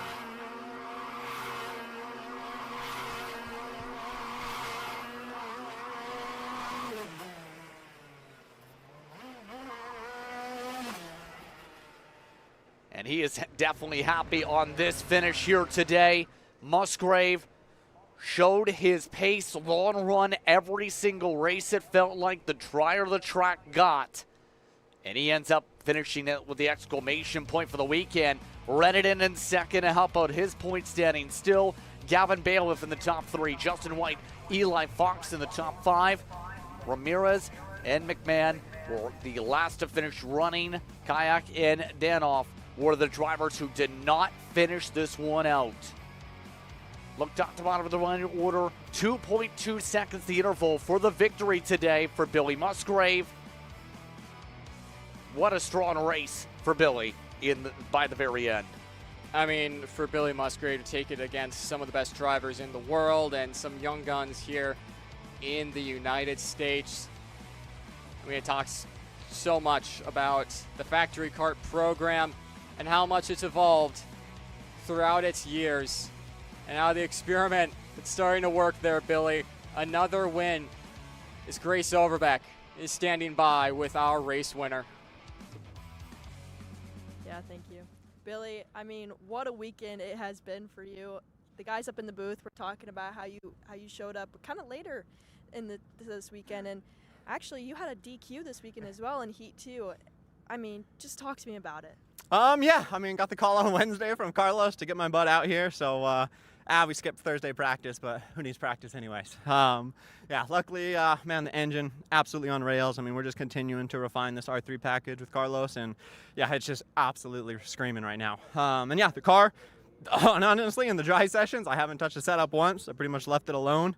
Yeah, Marcus and Adrian are pretty quick there in the wet. But yeah, no, I mean, we won basically all 3 dry sessions this weekend. Yeah, the DQ in the heat race, I didn't know the weight was 5 pounds heavier here than it was at SCUSA, so that's my bad for not paying attention. But yeah, even with the extra 5 pounds, we still got it done. And talk to me about that race. You made your way up there, and there was quite a little bit of battling. Yeah, I mean, I knew Marcus was going to be fast at the beginning. Those first 2-3 push laps, he was really quick. Then my stuff started to come in. I closed the gap, got to his bumper. The draft here really lets the shifters, especially these KZs, man, they race so well. So yeah, I got to him. We started racing back and forth. I got by him there and had a couple laps to myself out front. And honestly, I think I just tried to push too hard and just started, rolling the tire over a little bit, just working it too hard, asking too much from the tire and the asphalt with the, so the warmest I think we've been on track so far this weekend. So yeah, Marcus caught back up, made a couple little mistakes. He got by. We continued racing. And then, I mean, props to Marcus, props to Adrian for, literally putting together so much pace from yesterday to today. That was an absolute blast. Racing 2-3 wide with those guys, and yeah, had a couple good runs there. Marcus and Adrian, I pushed Adrian by Marcus, and he tried to go late on the brakes, and I was able to squeeze down on the bottom, and yeah, from there on out, just held it to the front. All right, well, congratulations. Thank you so much. Back to you guys. Thank you so much, and what a day. What battles, especially at the end of it. Here's a look at your pre-drop standings for Pro Shifter. 168 points is the projection for Reneden over Justin White. Gavin Bailiff minus 259. Miles Danoff minus 433 amongst those here. But Reneden's in a good spot for the title, but that was exciting here, Nate. Yeah, I mean, Adrian Reneden running the full United States Pro Kart Series season. One of the drivers that committed to it early on in the inception of this class with that 168-point gap over Justin White, who didn't have the weekend that he would have wanted compared to what he did at Trackhouse Motorplex, gained a few heat wins here and there. A bit of a struggle for him, but of course, going to MCC and the big question mark on the calendar, Lorraine, for the final 2 rounds of this season for the United States Pro Kart Series. Halfway through the year, still have to go and have to give kudos to USPKS and the racing we've seen in the pro categories. The 2 X30 races we've seen have been incredible. Same too with the pro shifter races. Cannot wait for the next 4 pro main events in 2026 from USPKS.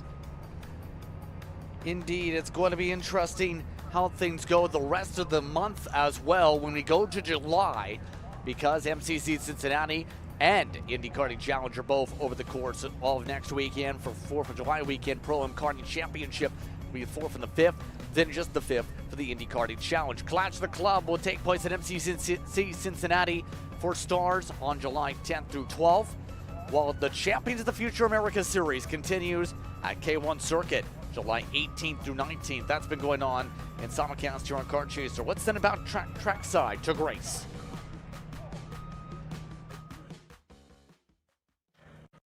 Thanks, Justin. So, I mean, what a weekend it has been weather-wise. There's been rain, it's been dry, and now it's pretty hot. And you stayed consistently strong through it all. Tell me about it. Yeah, I think the package is really good from the engine side. I think we have the best in the America, and from the chassis is also really, really great. Just trying to find the little tips. If I compare to Billy, was a bit faster than me on this final. But yeah, in all conditions, we are still in the front, so this we are really happy about it, and yeah, good. And you had really strong pace during that final there, but what do you think it is that you need to get up to Billy for maybe the next round up over in MCC? I think the first round was the first lap was really hard for me. I tried to don't overheat the tire because I knew the final was long. Usually we are really strong when it's long, and then in the middle of the racing, even if they were fighting, I feel way better. And just at the end, I just miss a little bit in some corners compared to Billy, so we just have to work a bit more. It's a new team for me also, so for a first race, it's really good. I mean, P2, you can't complain, right? Well, congratulations. Yeah, it's a championship, so it's important to stay in the front at all the events. Thank you. Thank you. Adrian Renardin right there speaking with us. Let's talk about, well, we could talk about this. The geese are back, and they're having fun around the track. But more importantly, it was an eventful one, I think you could say, when it comes to what we've seen with Gavin versus Kayak. Gavin Bailiff, though, still on the charge late there here in this one, Grace.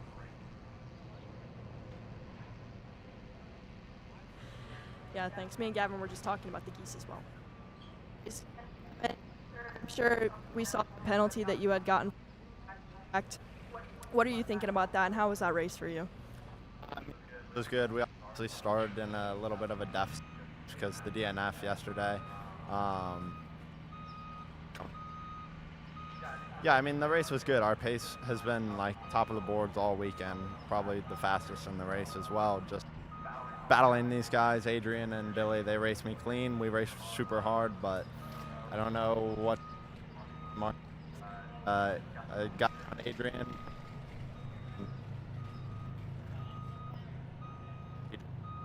Wide and not any of it, so I understand the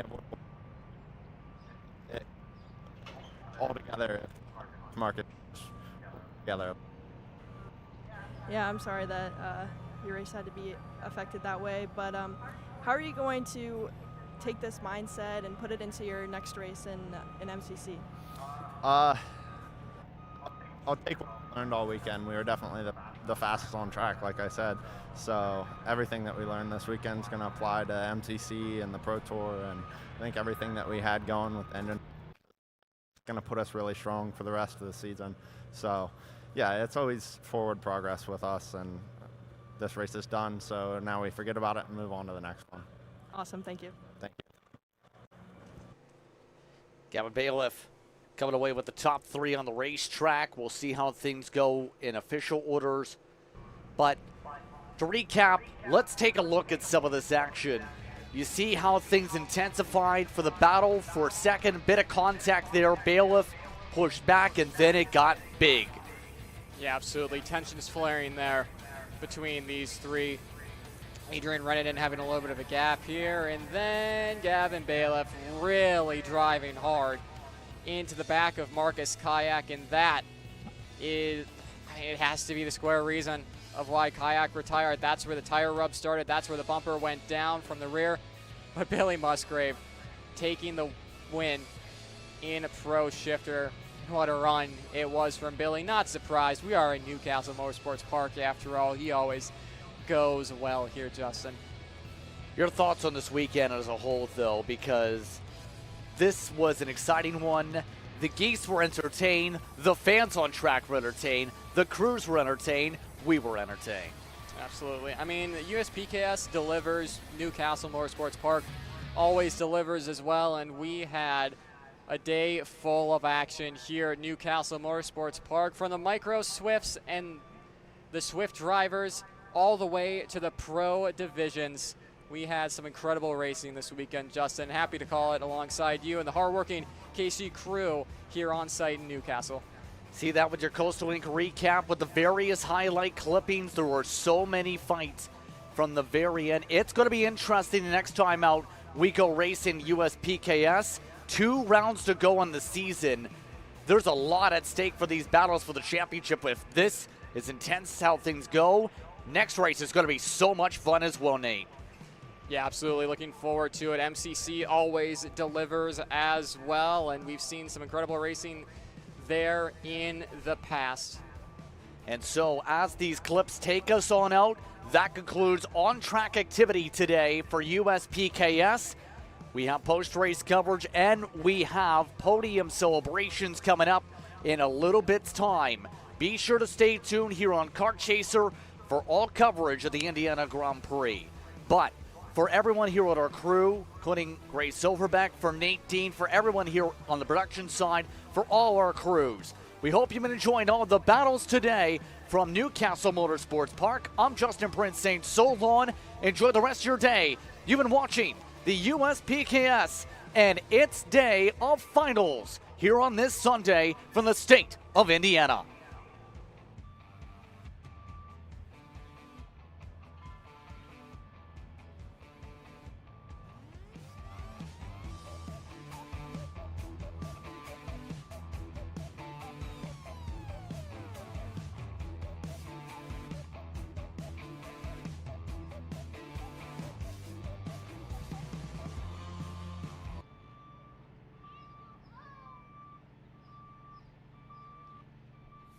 When it comes to innovation on the track, Odenthal Racing Products leads the pack.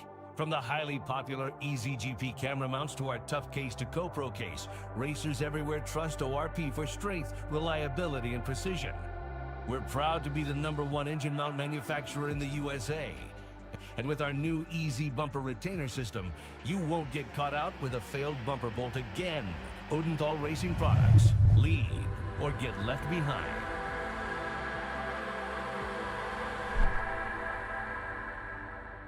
Karting isn't just speed. It's control, precision, freedom. At Atlanta Motorsports Park, Kart Freedom isn't just a team. It's where drivers are made.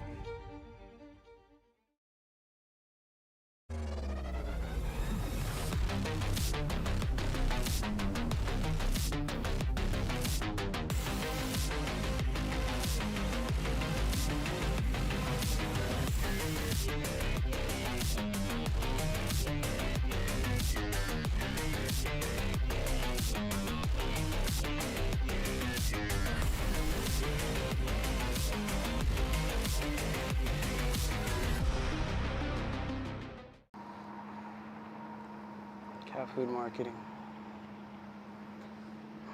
$9.99 a month. Dude, Caleb, wake up. Dude, we're live in 5 minutes. Let's go. Come on. What are you doing? Dude, I'm so sorry. Xander had me in a cat food marketing meeting till like 2 a.m. last night. Come on, man. Do you have anything I can drink? Dude, I got the perfect thing for you. Perico. It's a healthy energy drink alternative. Perico, non-GMO, gluten-free, kosher, magnesium, B12, B6, Yeah, it's good. B5, biotin, and 0 sugar? Pericazo! Try Perico, made with natural ingredients, organic caffeine, and supports your metabolism. Try the new official energy drink of Kart Chaser.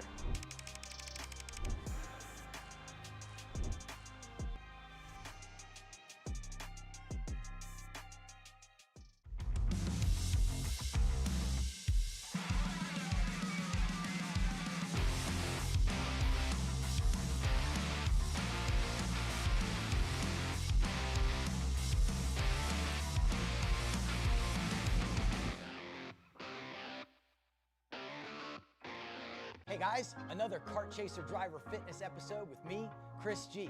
Today, I'm gonna show you how to protect those ribs in the seat. We're doing core. Exercise number 1 is the bench leg raise. Controlled all the way down, full range of motion. Make sure you pick up that tailbone off the pad. Coming down, controlling. Great for the lower abdomen area and obliques. Floor slider mountain climbers, exercise number 2.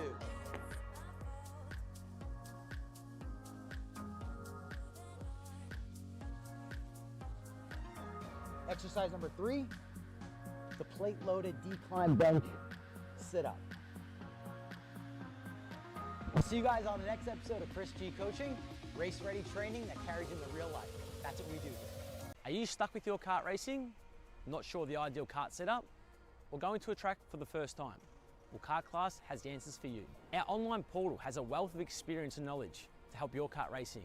From kart setup advice to track guides that are targeted specifically to your circuit, or the driver coaching aspect with mindset, racecraft and driving techniques. If you want to take your karting to the next level, visit us at kartclass.com.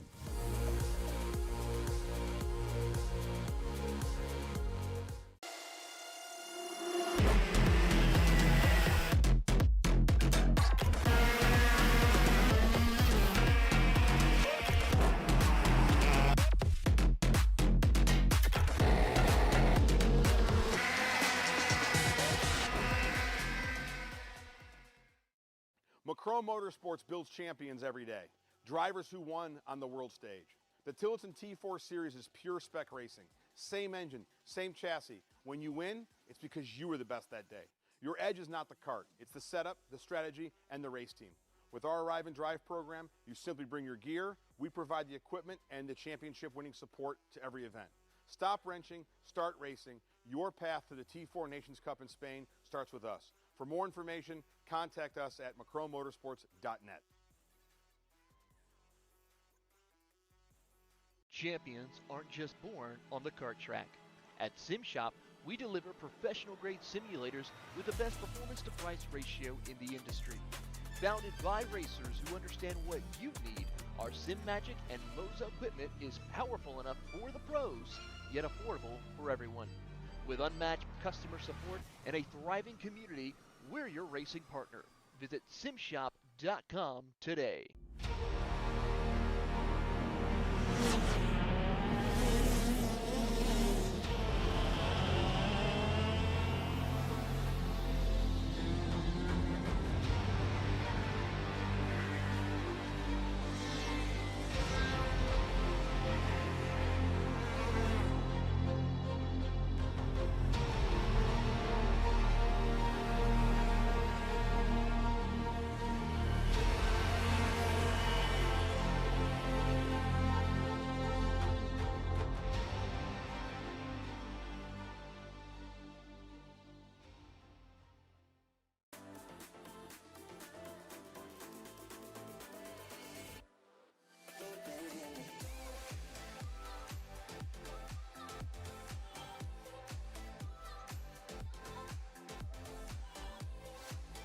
Are you looking to take the next step in your racing journey? Well, look no further than PitFit. With 2 locations in Charlotte, North Carolina and Indianapolis, Indiana, PitFit trains drivers all the way from grassroots level karting to IndyCar and NASCAR with top-of-the-line personalized coaching to improve physical and cognitive fitness. For more information on programs, check out PitFit on Instagram or Facebook today. Are you ready to get behind the wheel? From Formula One to NASCAR and IndyCar, all the pros start here.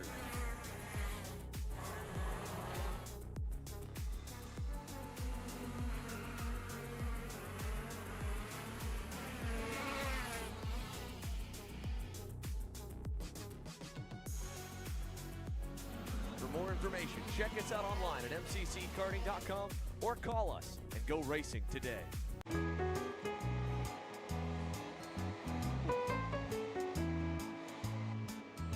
Gee, looks like we're missing the engine. What the hell am I supposed to tap? What do you mean? It's my Greyhound. It's all I need. Where's the rest of it? It doesn't matter. It's a Greyhound. You gotta make way. Okay, you're good. Sitting by here with Kyle, our race winner. Tell me how you did it. You were blazing fast out there, and I mean, you don't even have a go-kart, man. Tell me about it. Yeah, you know, Norberg, Schmorberg, the Greyhound-powered Greyhound was great today. You know, it makes the difference.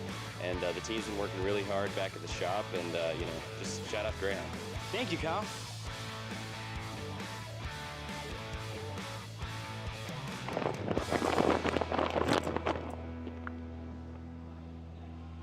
How the f did you just win? Doesn't matter. It's a Greyhound.